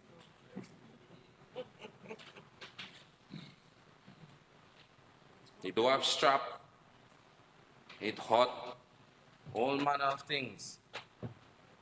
We get to the Margaret Hospital. Mr. Speaker, that is what we're comfortable with. We're comfortable promoting that. We're comfortable knowing that when our dignitaries and our VIPs and our family members travel through at Douglas Charles and they might have to go to the hospital or the health center, that is the kind of service that we are going to give them. That is the state of the ambulance that they're going to drive on. Now, Mr. Speaker, don't get me wrong, I understand that these things happen. What I'm saying is that it shouldn't be happening when we have money available for it. True. Because it's not like we don't know. We have money available for it. What is the state of the Margaret Hospital? We boast about world-class healthcare all the time, and we talk about the fact that we have built it and we have this structure there. But we keep embarrassing the healthcare workers because people show up there looking for medical service and they cannot get it. And the medical professionals that are there, their hands are tied because they just cannot give you what you're looking for. They're doing the best that they can, kudos to them. Those at the health center too. But their hands are tied, and their hands are tied while we have $7 million to spend, and we're spending only 1.2. Mr. Speaker, we need to free up the bottleneck, man. Open up the service and let's take care of our people better than that. Mr. Speaker, another thing that I want to touch on under the Ministry of Health. Interestingly enough, we started talking about, or we had some deliberation about addressing the standard of the cost of living. And what we have done is made it cheaper for people to access largely imported foods. But Mr. Speaker, if you look at them, and I know you're a man that is eat healthy, you don't really, you know? If you look at those foods that are being imported, they are not the foods that are going to help us to battle the CNCDs that we're struggling with. We got some stats earlier this week. Last week we got some stats. Who's struggling with sugar, who's struggling with pressure, who have cancer, and it's in the thousands, double digits. But we're making it cheaper for them to access foods that are not going to help them. At the same time, Mr. Speaker, we're in a stage where we're seeing massive under-implementation in the Ministry of Agriculture. The same ministry that is supposed to help us to provide and make available more organic, locally grown foods. Mr. Speaker, what it appears is that we are making imported, highly processed foods more accessible and available than we are spending time investing in making locally grown organic foods available to our people. And if we say we want to fight NCDs, the problem that we have with chronic non-communicable diseases, if we say we want to fight it, we have to make locally grown, more organic food more readily available to our people. That is how we're going to start. And where we're going to start to do that, Mr. Speaker, the $34 million that we didn't spend in the Ministry of Agriculture, spend it and allow the farmers to get back to their farms and provide locally grown organic food more for people at a cheaper rate, so that we can actually fight the scourge of chronic non-communicable diseases. Mr. Speaker, our favorite topic, you and I, the Citizenship by Investment Program. Let's talk about it for a little bit. My time almost up. No, I don't have time. You want to give me some more time? Move some more time and I'll talk about Jason, man. Mr. Speaker, on the issue of the Citizenship by Investment Program, all of us agree that we must protect the Citizenship by Investment Program. We have a little narrative going on in the House that every time somebody talks about the CBI, we think that it's an attack. No. It is a responsibility, Mr. Speaker. If we want to protect something, we have to be accountable. And when we look at these estimates, Mr. Speaker, you have yours. When the camera turns on, you show it to them. When we look at these things, Mr. Speaker, and we go through it here, the inconsistencies that we continue to see continues to raise questions about our prudence and our management and our transparency. I'll give you an example. Let's look at the last fiscal year. Not this one just passed, 23-24. We had a projection where we were going to have receipts from the certificate of naturalizations of $6.9 million. All right? If you want the exact figure, Mr. Speaker, I see you writing it down. It was $6.966,225. And we projected to have CBI earnings in that same year, we're talking about projections now, Mr. Speaker, of $617 million, 129,121. But, Mr. Speaker, what we have now, and because of the estimates, we have the beauty of the actuals, right? Revenue side, actuals. We go here and we see now that actually, for 2023-2024, we only received receipts from certificate of naturalizations of 4,292,706 certificate of naturalization. And I'll explain to you why I'm using the certificate of naturalization in a while. And actual CBI revenues was $622,111,570. Mr. Speaker, you're right in, so you recognize the difference that we're having here. We're saying that we receive less certificates and we increase the money. Now, Mr. Speaker, well, I'm asking you now and you have the benefit to present after me. Mr. Speaker, what this is showing and why I'm using the certificate of naturalization is because it is directly proportional to, no, the fees didn't change yet.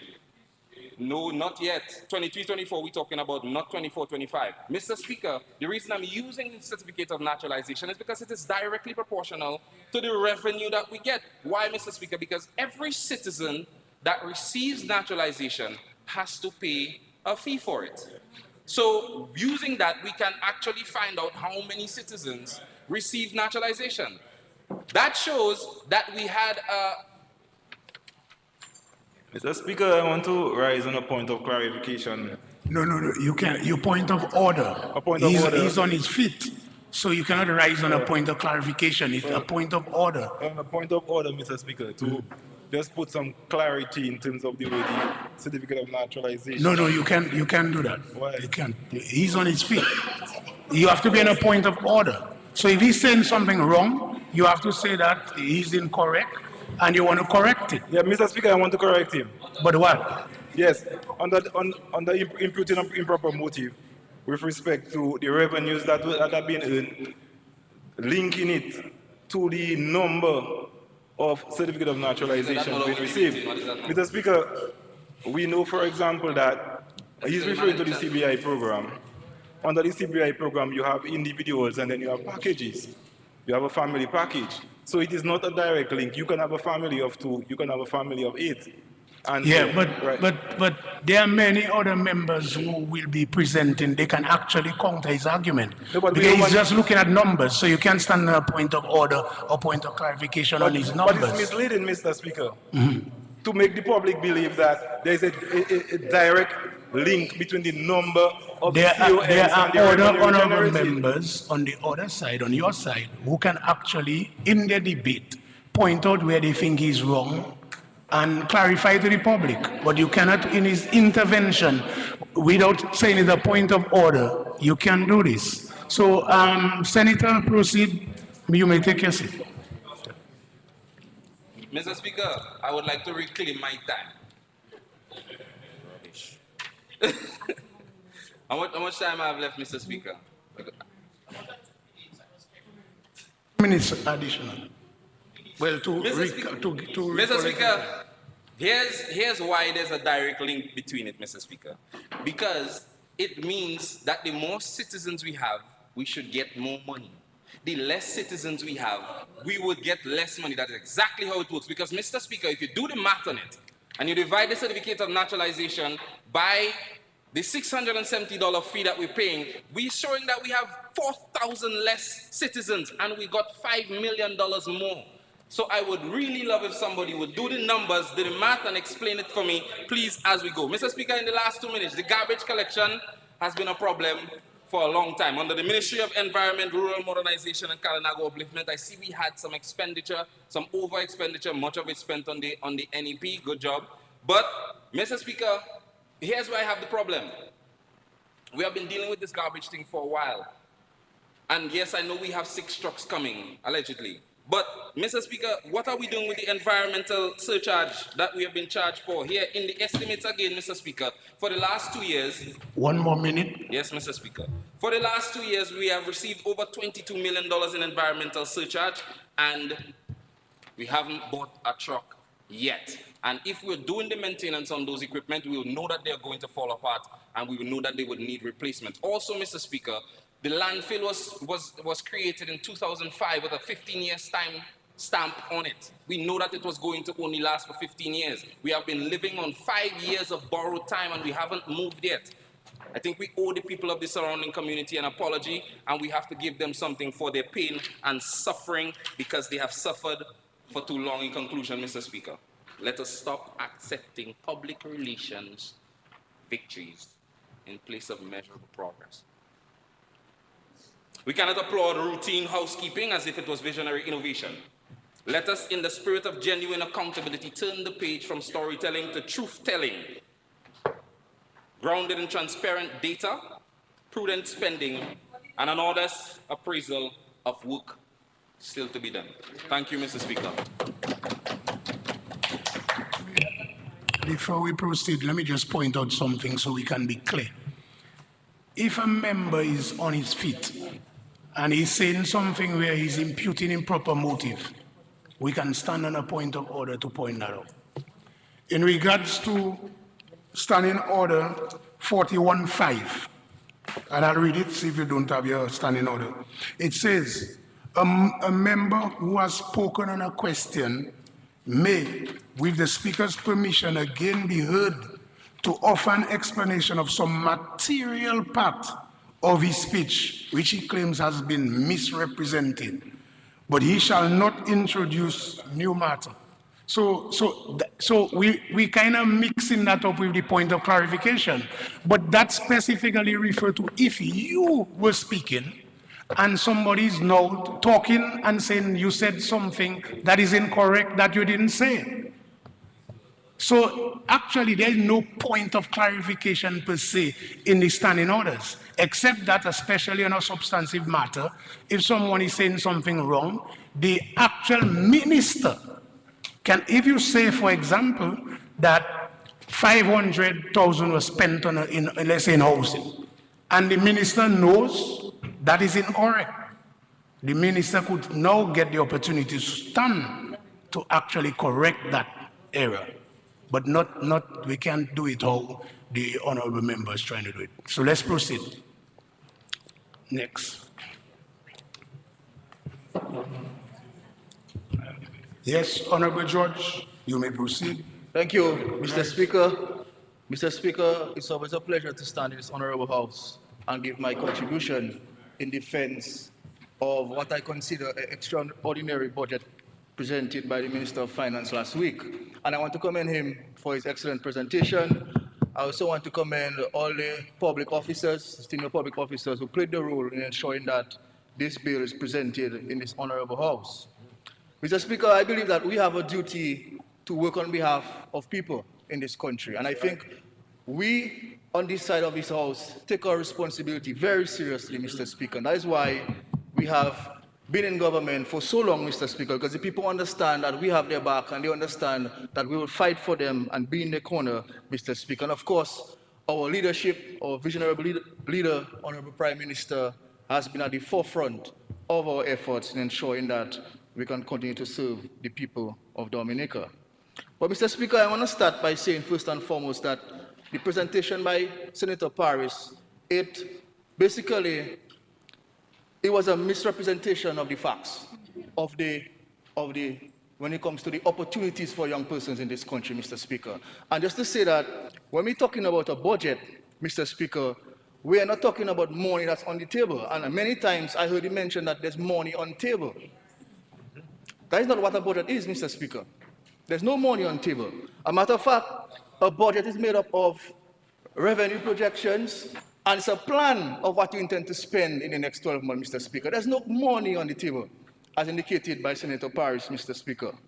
And of course, obviously sometimes you will fall short of your spending, but that doesn't imply that you're not making progress, Mr. Speaker. And I think I need to clarify that. And just to say further, Mr. Speaker,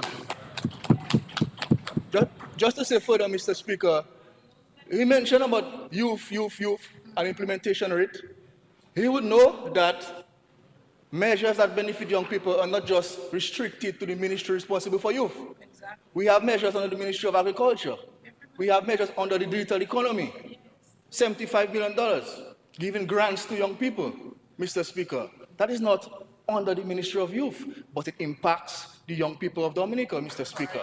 So I don't think that just watching one narrow ministry, Mr. Speaker, and saying that we are leaving money on the table and all these accusations, it's not a fair representation of the facts in this honorable house, Mr. Speaker. And I always know if your foundation of an argument is wrong, your entire argument is wrong.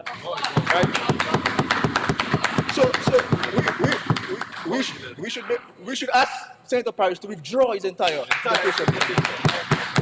Withdraw, Mr. Speaker, because it's really disingenuous to this honorable house, Mr. Speaker. And I hope that he can do better in the future, Mr. Speaker. And I just want to mention, before I get into my presentation, that the National Lotteries Commission is mandated by law to support youth and sports and culture.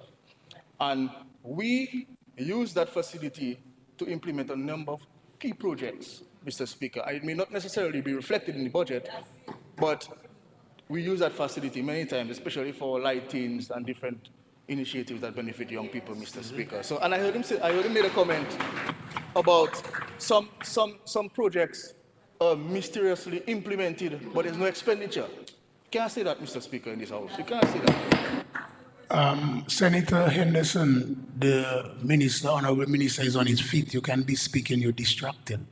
So proceed, honorable minister. Your mic is off, yes. Yeah, thank you. Thank you very much, Mr. Speaker. Well, Mr. Speaker, the budget we saw presented by the Minister of Finance last week, it speaks very boldly on a number of initiatives that benefit young people. Number of initiatives.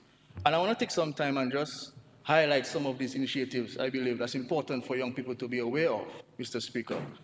One of the key areas when it comes to youth engagement and empowerment is for sports, Mr. Speaker. And as you know, this government has been investing significant sums of money in promoting our athletes and supporting sports at the grassroots level. And if you recall, Mr. Speaker, the only time that sports was taken serious is when this government came into office, Mr. Speaker. Right. And a matter of fact, if you recall, Mr. Speaker, there was a time, decades ago, you could hardly find a facility to play sports in the rural communities. Benjamin's Park, for example, Mr. Speaker, it was a complete swamp before Labour, Mr. Speaker. And look at Benjamin's Park now, a first-class venue, Mr. Speaker, catering for football and cricket, and an indoor facility on the outskirts of the park. and we are making further developments to Benjamin's Park, Mr. Speaker. So under this government, we have seen a total transformation when it comes to sporting facilities. And we are doing this just to give young people an opportunity to play and nurture their skills so that they can get to the national setup and represent Dominica and make us proud, as FIA did, and as our cricketers did, and as a number of other athletes will do in the upcoming years, Mr. Speaker. And what I've always said is that when the athletes are young, at primary school, that is when you have to engage them. And that is why we have strengthened our program at the sports division, targeting the primary schools across Dominica, Mr. Speaker. We are spending a lot of money for the sports division, organizing a number of leagues in different sporting disciplines to ensure that we can have these youngsters in a proper setup and we can nurture their talent and get them to the national level, Mr. Speaker. And obviously, Mr. Speaker, as I always said, infrastructure is not all when it comes to sports. It's good, yes, it helps, but the mentality of the athletes is also important. So we continue to encourage our athletes to make the most of the facility, but at the same time, work on themselves personally to ensure that they can succeed when it comes to sports, Mr. Speaker. And we are also advancing courts, multi-purpose courts all across the island, Mr. Speaker. We are upgrading playing surfaces all across Dominica, Mr. Speaker. And of course, the member of Marigot mentioned indoor sports facilities, making a case for basketball specifically, Mr. Speaker. And all of us would know that we have already developed an indoor facility in Massap. We have an indoor facility in Portsmouth for cricket. But the problem we have in Dominica, Mr. Speaker, and I would say it, is that we have outdoor facilities, outdoor courts, but they are not taking advantage of. The young persons don't show up and play on these facilities. And if you're not playing sports on an outdoor facility, how do you justify building an indoor facility? And that is the problem we have in Dominica, Mr. Speaker. We need to get our young people to take more advantage of the investments done by government in sports. We know what sports can do, and of course we have to ensure that they can take advantage of the sporting facilities. As I said, the facilities are not all, but they're important. So during the last financial year, Mr. Speaker, we implemented a number of upgrades to various community facilities. We installed high quality lighting to 8 playing fields, the teaser grounds in Mahu, and I want to commend the Parrep, Mr. Speaker, for his wonderful T20 softball league, Mr. Speaker. I think that is one of the most popular leagues across Dominica when it comes to softball cricket. We also invested in lights at the Grand Four playing field, Mr. Speaker, the Soufriere playing field as indicated by the Parrep, Mr. Speaker, the Anzime playing field, the Vekas playing field, the Center playing field in Grand Bay, Grand Villa playing field, and of course the Belvishope playing field. And this alone, Mr. Speaker, costed government $1.8 million, Mr. Speaker. On average, to light up a playing field, it costs in the region of 190 to 220,000 US EC dollars, Mr. Speaker, based on the location. Yeah. And of course, this project might seem simple, Mr. Speaker. This project might seem simple, Mr. Speaker, but the works included the construction of the concrete bases, trenching to allow for running the cables underground. That's important because it's consistent with our agenda to build resilience. We erected 45-foot metal poles on the concrete bases, and of course we installed the LED lights to the individual poles, Mr. Speaker.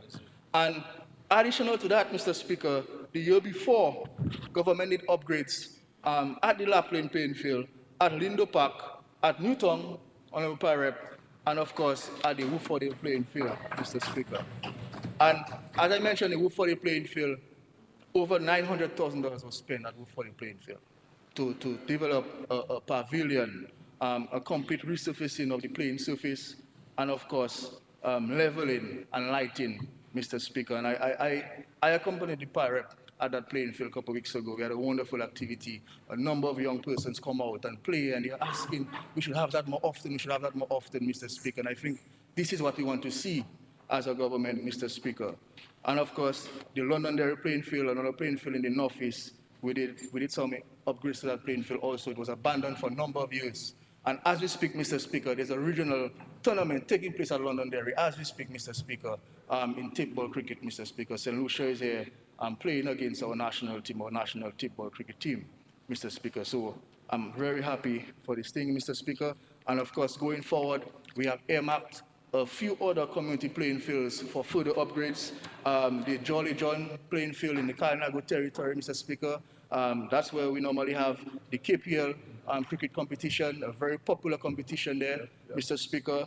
The Lamov playing field in the Cottage Constituency, Point Michel playing field, Mr. Speaker. And of course, recently we started works on the Bells playing field, which we expect to complete very soon, Mr. Speaker. So the government is spending a lot of money on playing fields.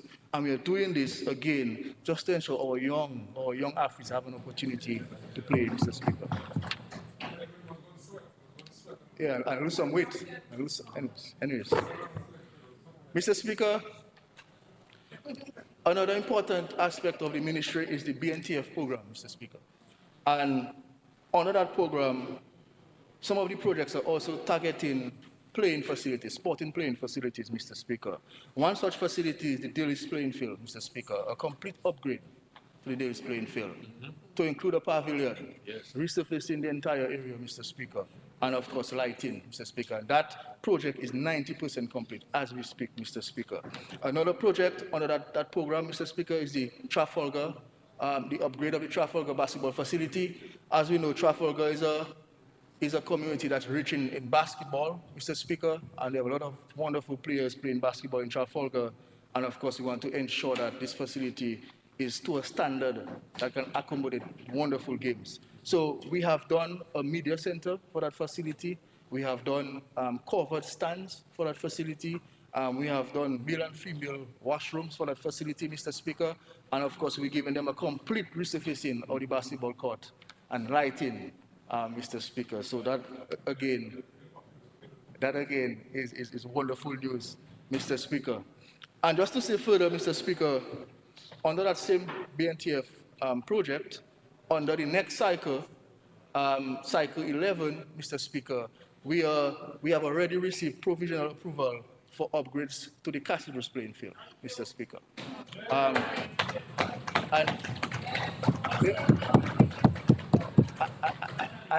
you would have heard the senator making a case for Castlebrooks. He always makes a case for Castlebrooks and the pirate. So we're gonna proceed for a total upgrade of the facility there. Again, leveling is very important in Castlebrooks because the field needs proper leveling, and I think that's one of the reasons why we did not proceed with the lighting project, because we wanted to ensure that there's a proper leveled surface before any infrastructure can be placed at Castlebrooks. So we are going ahead with this. And Mr. Speaker, I want to take the opportunity to really commend the manager, Mr. Carrot, of the BNTF office and his entire staff for their wonderful job. I think they're really pushing, Mr. Speaker, to ensure that we can continue to receive projects under the BNTF project. And of course, for our partners, the CDB and the government of Dominica when it comes to the financial aspect. Mr. Speaker, Kalibishi is another area where we intend to do some upgrades to the playing facility. As you know, the school is coming along very nicely. The Honorable Prime Minister made a visit to Kalibishi and they asked that a completely new playing field be constructed. So we're taking it in phases. I think the first phase will be the construction of the retaining wall along the riverside to ensure that we can extend the playing field further inwards. We have already acquired the lands required there, thanks to the Minister of Housing and Lands. We have already acquired the lands needed to extend that playing field, and of course we engage the Chinese through the Ministry of Foreign Affairs to ensure that we can have this retaining wall constructed soonest, Mr. Speaker. Mr. Speaker, the restoration of lights at the Windsor Park Stadium. This is a very important project. It's a national project. And as you may be aware, government has finalized an agreement for the National Lotteries Commission into an amount of $13.9 million to rehabilitate the lighting at the Windsor Park Stadium. So $13.9 million, Mr. Speaker, investing in sports at this time is something significant for sports, Mr. Speaker. And I can assure you that when this project is complete, we'll be in a position to host evening games. And further, my intention is to discuss the possibility of having a national franchise system where we can have games at the Windsor Park in the evening time, Mr. Speaker. I think that will augur well for development of cricket in Dominica, Mr. Speaker. So this project is ongoing, Mr. Speaker. The foundational works are being conducted as we speak. And just to say that the polls, the lighting polls we receive is top-notch, Mr. Speaker. We have consulted Cricket West Indies. A matter of fact, they were the ones who recommended the contractor we selected to undertake the works. This contractor is a high reputable contractor. He has done works, he has done lighting projects all across the world, including India, including St. Kitts, including Barbados, and we are confident that he can deliver. And of course, the poles will meet ICC specifications and ensure that they can build some resiliency in the poles. Because if you recall, after Hurricane Maria, 2 of the poles were toppled over, Mr. Speaker. So we're trying to ensure that that doesn't repeat itself going forward, to ensure that we can have a top-class facility, Mr. Speaker. And as we speak, we have already expended $1 million towards that project. And in these estimates, which we're trying to get approved today, we have an allocation of $11 million to complete this project, bringing it to a total of $13.9 million, Mr. Speaker. So it's something I'm very happy about, something that a lot of Dominicans were asking about, because we know that Dominicans love their cricket, and of course we want to see some exciting cricket at the Windsor Park Stadium, Mr. Speaker. Mr. Speaker, the member for Marigot mentioned the National Sports Council. But just to tell him that, one, I believe that the National Sports Council has a very important role to play in our sports development. As you know, last year, the council was formulated with a number of experts, a number of guys with a large number of experience in different fields relating to sports in some way, and it's being chaired by Mr. Billy Doctrove. And just to say that we mandated the council in the initial stages to look at the Sports Act, the existing Sports Act, because we have a Sports Act in Dominica that was enacted in 1976, Mr. Speaker. That's what we have, 1976. And as you can imagine, there's so many advancements, Mr. Speaker, that have taken place in sports between that time to now that we cannot be governed by this outdated act anymore. So we have mandated that the council look at this act. We have provided them with legal support in terms of Mr. Laron from the National Security Ministry. And they have met on numerous occasions going through the act. There were disagreements, they were back and forth. They submitted a first draft, some of which we agreed upon, some of which we did not, we sent back. But finally, we have received a comprehensive list of recommendations from the council in terms of ways we can improve the act or empower the act to make it more fit for purpose, Mr. Speaker. And I can assure you that very soon we will take this new sports legislation to Cabinet first and then hopefully to Parliament, Mr. Speaker.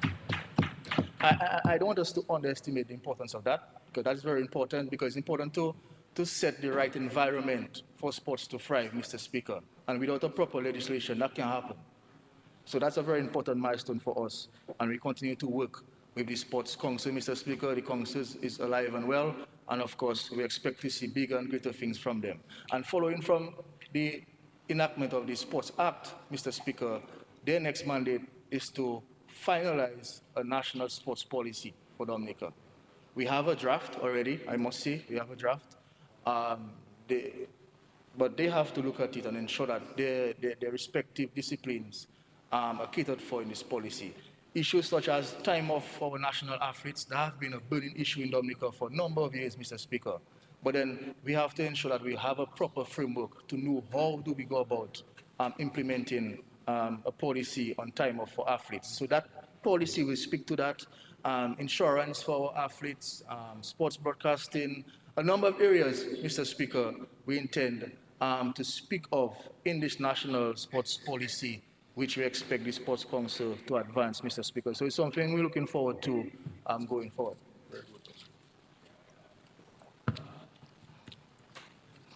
Mr. Speaker, the government is not mandated to support any sporting association.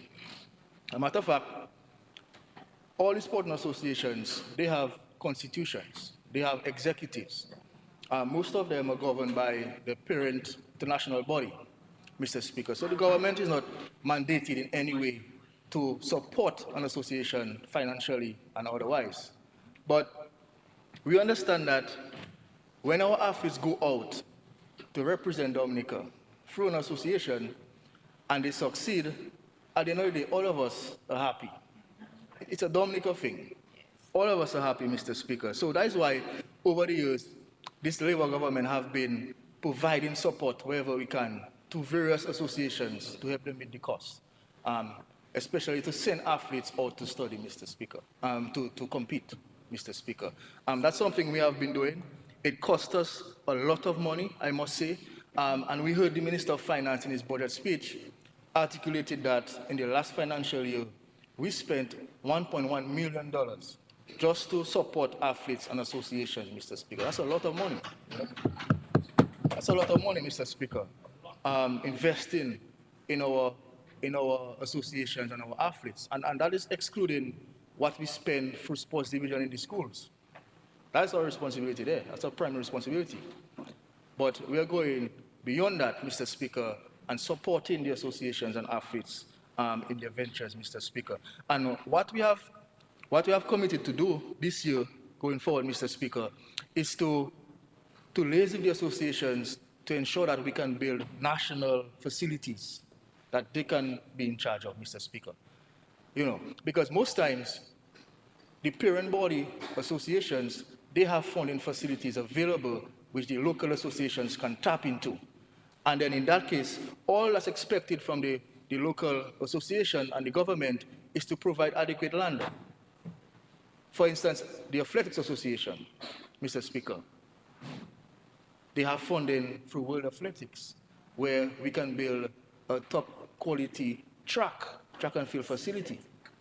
And all that's expected from government is to identify suitable lands on which this facility can be built.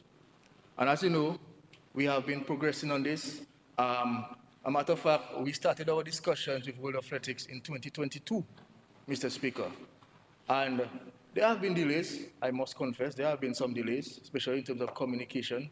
But as of now, Mr. Speaker, they have committed to work with Dominica and the association to build a track facility. We have identified lands at the Point Wrong area, Mr. Speaker. Our next step is to engage a proper engineering firm to look at the site, advise us on the display plan, the engineering plans, to ensure the land is leveled, to develop bills of quantities so we can engage a contractor to ensure that we can prepare the site and present a proper site to World Athletics for just laying the track, Mr. Speaker. So we're making progress on this. I believe that a synthetic track for athletics is the only, or maybe one of the few, if not the only missing pieces for sports in Dominica, Mr. Speaker. And if we can achieve that, Mr. Speaker, I think we can say, yes, we have done well when it comes to sports development, Mr. Speaker. So we are progressing ahead with this. I want to commend the president of the Athletics Association for his tremendous leadership getting us to this phase, Mr. Speaker. But in the coming months, we will push forward to ensure that we can have a proper track for our athletes. And the vision which we have articulated publicly, Mr. Speaker, is that we want to be in a position to host Carifta in 2028. 2028, we want to be able to host Carifesta, Carifta Games. Carifesta is on my mind. So that's our time frame, Mr. Speaker, and of course, I think that, all things equal, we can achieve that working in partnership with the World Athletics and the local board, Mr. Speaker. And if that wasn't enough, Mr. Speaker, what we have done in this fiscal period, Mr. Speaker, and as you know, before every budget presentation, the Ministry of Finance consult with different stakeholders. And this year, we consulted with all the associations, all the cultural groups, Mr. Speaker, some youth groups, Mr. Speaker. And what they have told us, they have made a strong plea for giving them a subvention so that they can meet some of the costs they incur on an annual basis, Mr. Speaker. So in this financial year, as outlined by our Minister of Finance, we will seek to provide subventions to many sporting associations, Mr. Speaker. And I think that is a wonderful thing for our sporting associations. Obviously, there will be guidelines in terms of how this subvention is administered. There will be responsibilities for the various associations. And of course, we want to ensure that they can have that pool of resources available to them to build the grassroots system and of course support the annual activities, Mr. Speaker. And just to say, Mr. Speaker, just to highlight some of the sporting achievements over the last year, obviously, last year started with a bang, Mr. Speaker, when Fear Lafo Godson instilled some pride in all Dominicans, winning the first gold medal in the women's triple jump, and government recognized her in a huge way. And I was very happy for this, Mr. Speaker, because not often you find small countries like Dominica recognizing the athletes in such a huge way. And I can go through the list of all the stuff that FIA was rewarded with, Mr. Speaker. And that has served as inspiration for many young track athletes across Dominica, Mr. Speaker. And there's heightened enthusiasm and interest in athletics because of FIA's success, Mr. Speaker. And that's wonderful, Mr. Speaker. And just to say, at that same competition in Paris last year, we had another athlete from Portsmouth competing, Mr. Denick Luke. He was not able to succeed, Mr. Speaker. But what we have done in discussion with Mr. Doctrove, the DOC and the Athletics Association, we have said that he has the potential to medal gold in the next Olympics in 2028. He has the potential. So we commit to work with him. As a matter of fact, we have given him financial support to be in Jamaica as we speak at UE. So he's currently at the University of the West Indies. I was told that his coach is the coach that coached sprinter Usain Bolt. Same coach at Jamaica. I was advised that. So we expect him to be ready by next Olympics in 2028, Mr. Speaker. And I want to commend the Prime Minister for when we approached him, making a case for Denick Luke, he was like, yes, because he saw the vision and he knew the potential of this young man, Mr. Speaker. And of course, for the Ministry of Education, we provide support to him to meet his expenses while at UE in Barbados. And a number of other young athletes, some of us in Jamaica, likes of Addison James, Curl Etienne, a number of other young athletes which we continue to provide support for, Mr. Speaker, have them overseas. And while they're building on their skills and talent, they're also earning a degree, Mr. Speaker. And I'm happy for this because I always advocate that our young people can do academics and sports at the same time, Mr. Speaker. So that is good. That is good for us, Mr. Speaker. And of course, we look forward to their successes and preparations. Mr. Speaker, just to highlight a few more athletes, Joshua Joseph was named captain of the Windward Islands under-15 cricket team. We had 6 Dominicans selected on the Windward Islands under-15 cricket team. Of course, Addison James, he won gold at the Carifta under 20 boys. Javelin, Cavem Hodge, Mr. Speaker, become the first Dominican to score a century in England, Mr. Speaker, since Irving Shillingford, Mr. Speaker. And as I mentioned previously, Mr. Speaker, I think that Dominicans should continue recording the dissatisfaction with the dropping of Cavem Hodge and Alif Afanas, Mr. Speaker. Because these are two talented young guys, Mr. Speaker, who deserve to be on the West Indies team, Mr. Speaker. And I continue to advocate to the West Indies Cricket Board that you have to be objective in your selection, Mr. Speaker. Objective, Mr. Speaker. The system we have is not working, Mr. Speaker. It's not working. Just last night, whitewash, Mr. Speaker, by Australia. The system is not working, Mr. Speaker. You cannot have a coach and a selector. Same person, Mr. Speaker. And guys who performed last year, guys who topped the charts in terms of runs, in the case of Cavem Hodge, he's dropped, Mr. Speaker. How do you explain that? How do you explain that? And we get some simple excuses and change of style and all these things, Mr. Speaker. So we in Dominica have to continue to record our dissatisfaction for this, Mr. Speaker. And it hurts. Yeah, it hurts, Mr. Speaker. I had a discussion with Alec at the stadium recently, Mr. Speaker. It hurts. You can see that. It hurts, Mr. Speaker. It hurts. So we should put the Western Spirit Board on notice, Mr. Speaker. Something has to be done. Something has to be done, Mr. Speaker. And I suspect something will be done very soon, Mr. Speaker. Mr. Speaker, Arsenio Fountain was named the most valuable player of the Windward Islands Under-19 cricket tournament. We have Dominica won a silver medal at the Eastern Caribbean Volleyball Association Senior Men's Volleyball Tournament. Mr. Bill Frederick and Melvin Mingo won gold at the Eastern Caribbean Volleyball Association Under-21 Beach Volleyball Competition, Mr. Speaker. And as you may know, Mr. Speaker, currently we have 62 Dominican athletes competing across 5 sporting disciplines at the Windward Island School Games in St. Vincent, as we speak, Mr. Speaker. And just the airfare to get the students in St. Vincent alone costed us $164,000, Mr. Speaker. Just the airfare.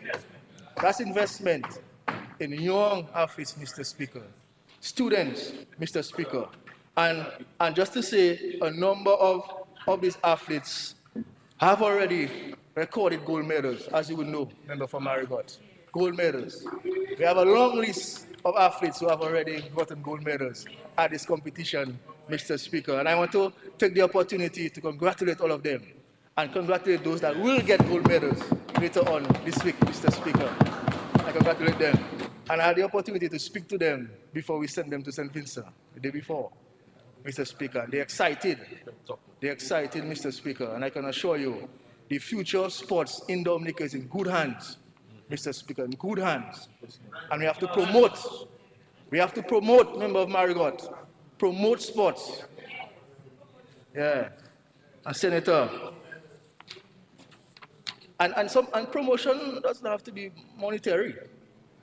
Sharing on social media, showing up to the games. That goes a long way. Show up to the games. Yes, we do all that. We do all that. We do all that and more.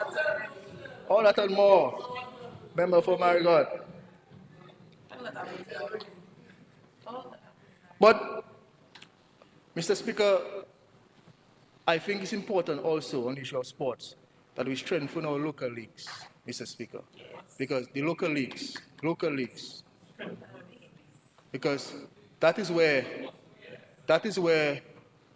young guys play and get the opportunity to compete from an early age, strengthen the local leagues. And I heard the comment from the member of Marigot about giving athletes subvention and stuff like that. I don't think that's the best approach.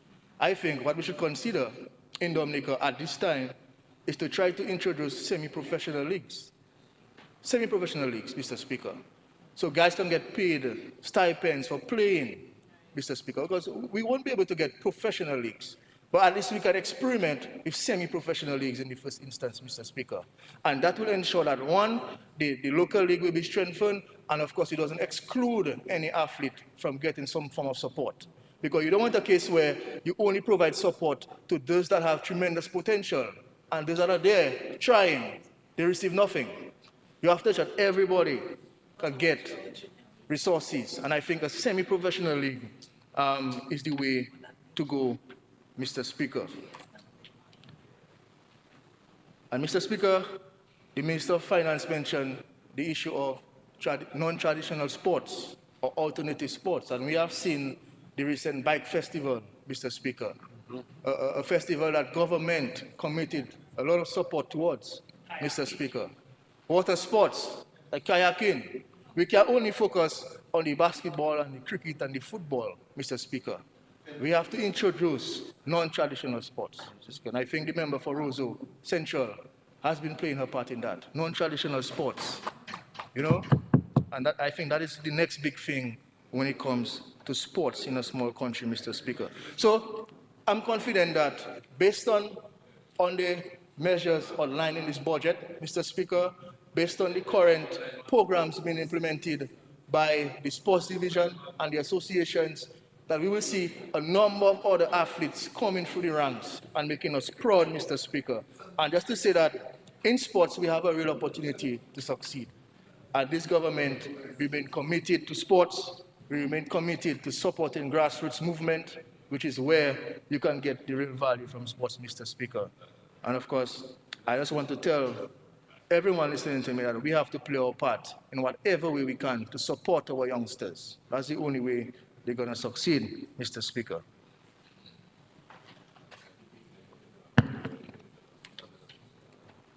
Mr. Speaker, the Youth Division is also an integral part of the ministry. And the division is currently in a transition phase. Over the last fiscal year, the division was able to successfully deliver 230 leadership sessions and skill training courses that equipped young people with the soft skills and confidence to lead both at the school level and at the community level. Skill areas included, but not limited to, Photoshop, QuickBooks, digital electronics, and small engine repair. In the new fiscal year, Mr. Speaker, the division will seek to expand both technical and vocational offerings, Mr. Speaker. The division will renew its commitment to the community. And one of the things that the division is intended to spearhead is going all across Dominica and meeting young people where they are. In the first instance, we intend to meet all the NEP crews under the beautification aspect of the NEP. And just introduce them to areas such as budgeting, simple budgeting, areas dealing with healthy living and healthy eating and non-communicable diseases, Mr. Speaker. And I think that's important for us because many times the persons in the community don't get exposed to that sort of engagement, Mr. Speaker. And I believe the Youth Division is poised to go out there and make it happen. The truth is we were expected to start that some time ago. Overtook events. But in the coming fiscal year, Mr. Speaker, this is what we're going to focus on. And of course, we're going to be strengthening the pathways to certification and employability, Mr. Speaker, as it relates to national vocational qualifications, Mr. Speaker. And we're working with the Ministry of Education to ensure that becomes a reality. And of course, the 4-H movement continues to grow in Dominica, Mr. Speaker. We had a number of activities this year in various districts. We had different festivals. We have a national 4-H awards planned for later this year, where we will acknowledge and recognize all persons who played a role and contribution in ensuring that this movement grows, Mr. Speaker. And of course, the Youth Vice program is a program aired on DBS Radio every Saturday. We continue to give young people a voice so that they can contribute to national development, Mr. Speaker. On the division, this year we brought back the summer camp program, Mr. Speaker. You know, that was absent for a number of years, and especially given our thrust to achieve education reform and changing the way in which we administer education, building soft skills and life skills in our young people, exposing them to sports and culture and history, we thought that the summer program would play a critical role in that. So I was really pleased for the effort of the division to bring back that program. It took a lot of resources and effort. We had camps at 19 communities at the same time, Mr. Speaker. But, you know, we will learn from the experience and seek to strengthen it for next year. But I'm very happy, and I want to put on record our commendations to the Chief Youth Development Officer and all the youth officers, Mr. Speaker, who played a role in ensuring that this camp is returned in grand style. Mr. Speaker, the Youth Business Trust is also part of the ministry. I won't say much on that. I will leave it to Senator Roll. But I'm happy to see that we have a lot of funds allocated in this budget to be spent under the youth DYBT, Mr. Speaker. We have 500,000 here. We heard about the $3.2 million that will be channeled through the DYBT to support entrepreneurs in terms of equipment and packaging and marketing, Mr. Speaker. So that is very good for our young entrepreneurs. And of course, Senator Roll will highlight a bit more of this. Mr. Speaker, I also want to say that when it comes to young people, job tenure is very important. So in the last fiscal year, we saw the appointment of 27 staff members from the ministry. 27. Sports division, youth division, 27, Mr. Speaker, got appointed. And I think that's a big thing, Mr. Speaker. They now have job security, and they are very happy and willing to go the extra mile, Mr. Speaker. So I'm very happy for this, and I really want to commend, Minister Roberts and our PS, Mr. Speaker, for the leadership in that regard, Mr. Speaker.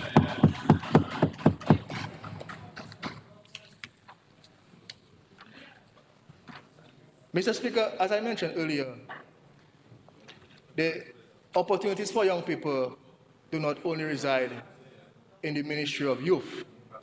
And when it comes to employment, Mr. Speaker, I am very optimistic for the number of opportunities our young people will get in the upcoming period, Mr. Speaker.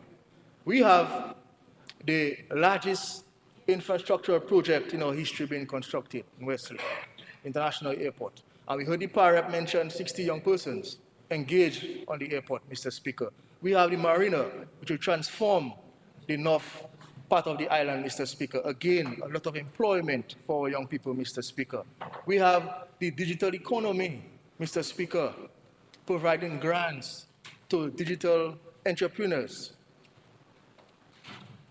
providing hubs so that young persons can get an opportunity to access the tools and services to develop themselves digitally, Mr. Speaker. And I'm happy in this budget, Mr. Speaker, we heard of the introduction of what we call a Fab Lab, Mr. Speaker, which will grant access to students of the Dominica State College and give them an opportunity where they can develop apps. This is where the world is going, Mr. Speaker. And I'm happy that this government is seeing it fit to invest resources in line with where the world is going, Mr. Speaker. And I'm happy for all our young people who will benefit from this. Mr. Speaker, I want to spend a few minutes just to touch on the CBI program, because I believe that the CBI is very important for small countries like Dominica. And I think that many persons take it for granted that we have such a program that can help us in many areas, Mr. Speaker.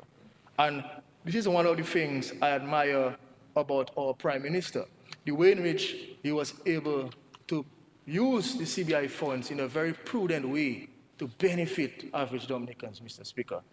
And we see CBI being used in small business development. If you go across Dominica, Mr. Speaker, almost every small business you'll find receives some sort of assistance through government, and that was CBI, Mr. Speaker. And I think that the thriving private sector we have now in Dominica is as a result of the CBI, Mr. Speaker. Because without the CBI, we would have tremendous problems in this country. When you think of healthcare and the hospital and the health and wellness centers which we constructed all across the island, Mr. Speaker, this came directly from funds from the CBI program. When you think of education, Mr. Speaker, hundreds of young people across Dominica now have a degree because of CBI funds, Mr. Speaker. And a lot of these people would not be able to gain that degree if it wasn't for support provided by the government, Mr. Speaker. And we know the benefit of education. And we know how important it is to improve our human resources and capacity in this country, Mr. Speaker. And all this is CBI that's doing this for us, Mr. Speaker. And then our productive sectors, tourism and agriculture, Mr. Speaker.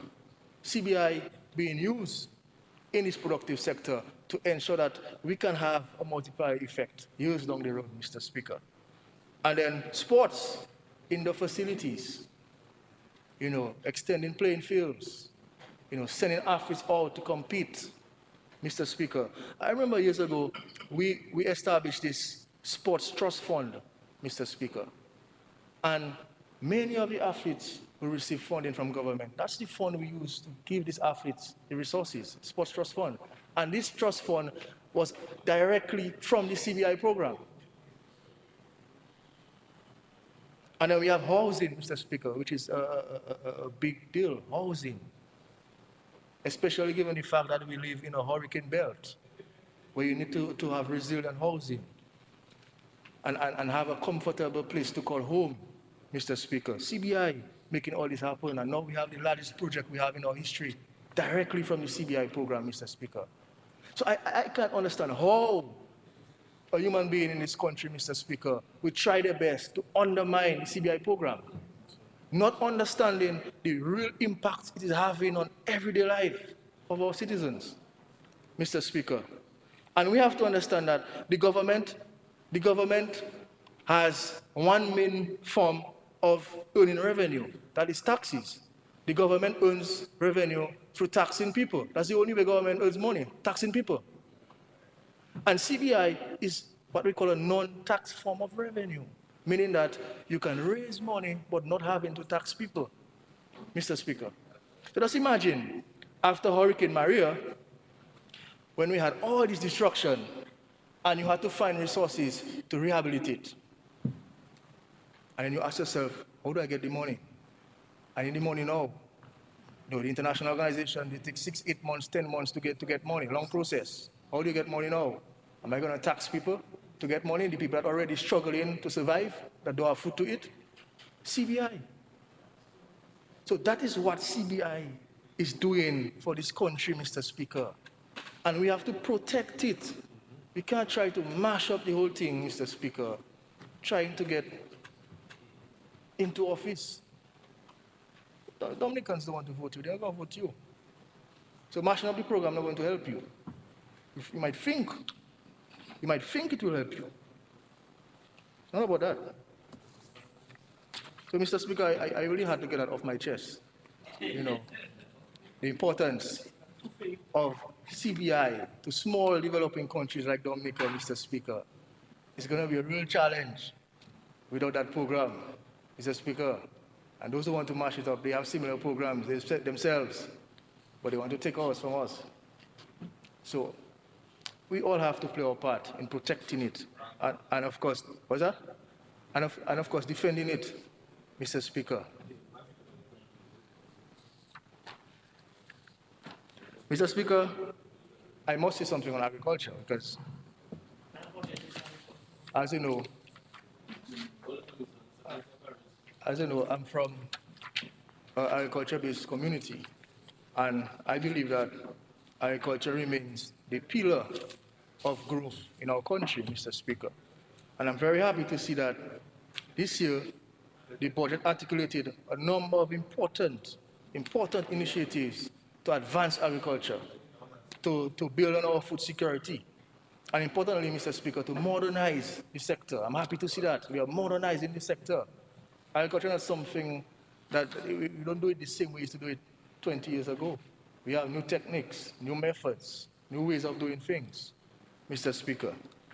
And of course, I'm happy for the technical mission, the Chinese technical mission in 1 Mile, providing wonderful support to our farmers. We have seen the receipt of tools and equipment that will help us in terms of preparing our farms for planting, Mr. Speaker. This is good, Mr. Speaker. We've seen over the last year a number of agro-processors have received funding to help them improve on their business, Mr. Speaker. And I'm sure that this will continue under the Ministry of Agriculture.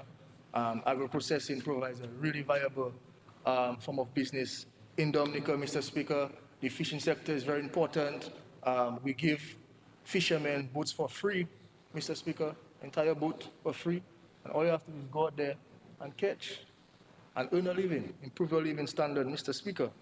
And of course, I was pretty happy for the measure in which we provide land to young people, Mr. Speaker.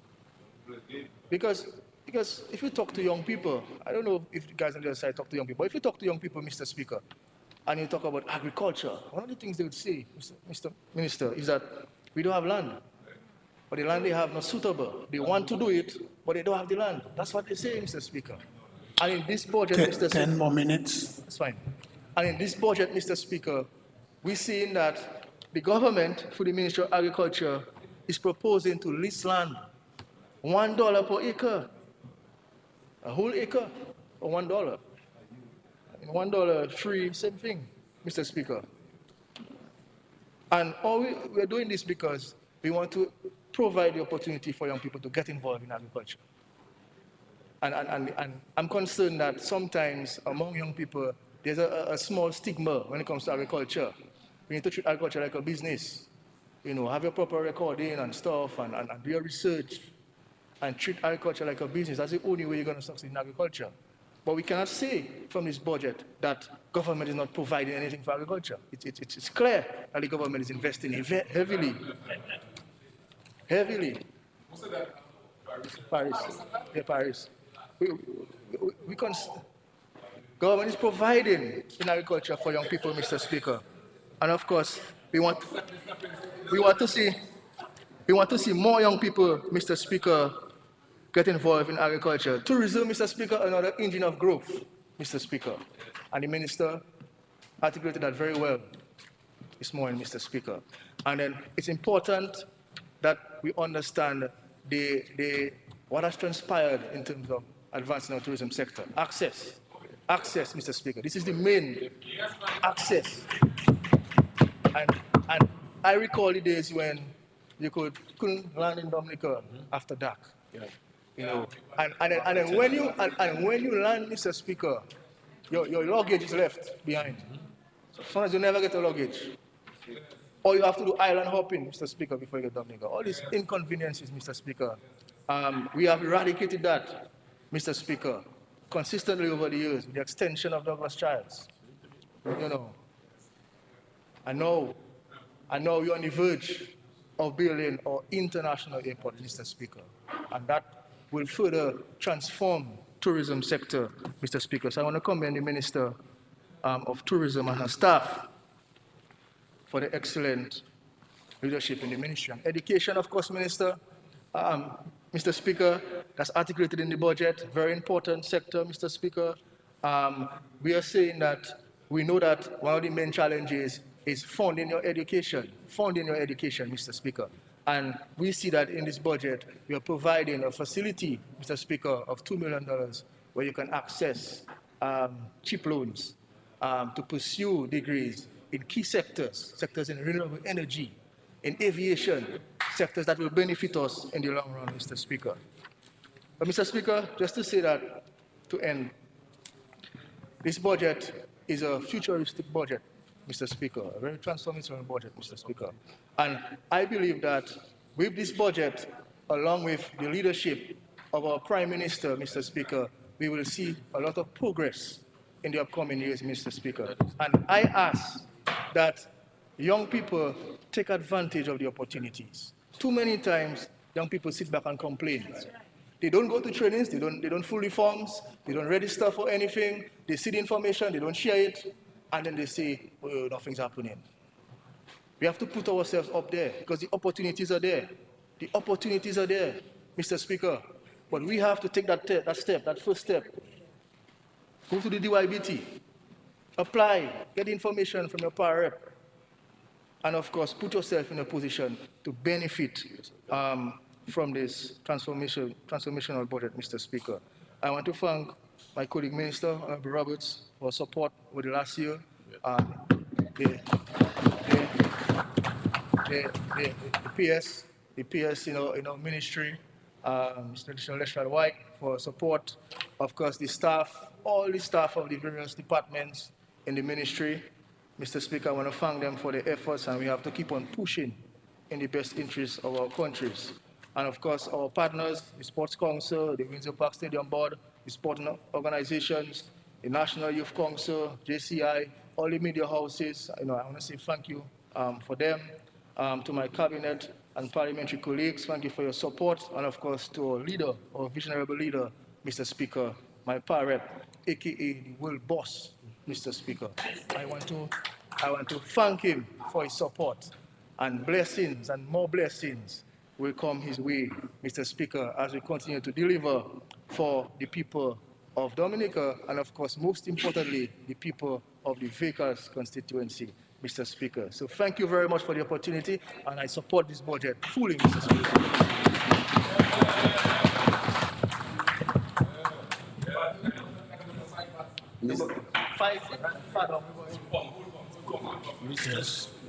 Mr. Speaker, I stand to move that this House be suspended until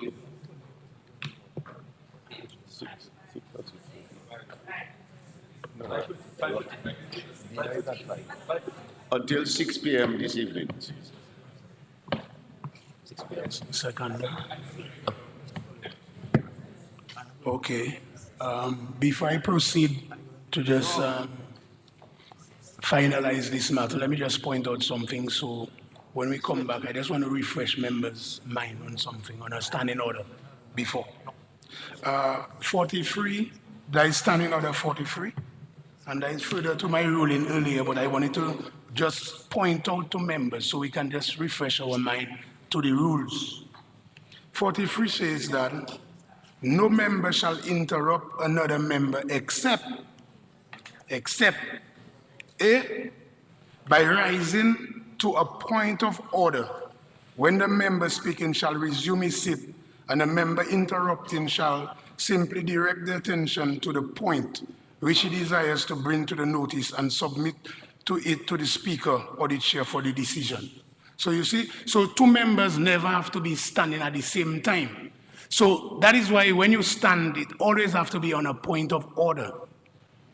So in this time order, there is no point of clarification. It's further said B, to elucidate some matter raised by that member in the course of his speech, if the member speaking is willing to give way and resume his seat, and the member wishing to interrupt is called by the speaker or the chair. Again, if the member have to give way, but the speaker can also ask the member to give way if you stand on a point of order. So the member doesn't really have a choice if you stand on a point of order, because the speaker has to rule. But the key point there is you must point out what is the point of order. You must. Yeah, you must have a point of order based on the rules. So I'm going to the rules, and I'm not going to read it, but I'm going to point out where they are.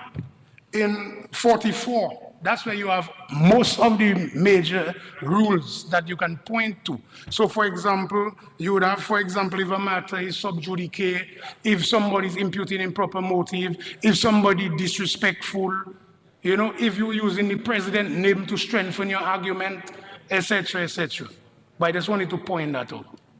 Okay, it has been raised and seconded that this house be suspended until 6 p.m. this afternoon. Those in favor? Those against? The ayes have it. House stands suspended until 6 p.m. this afternoon.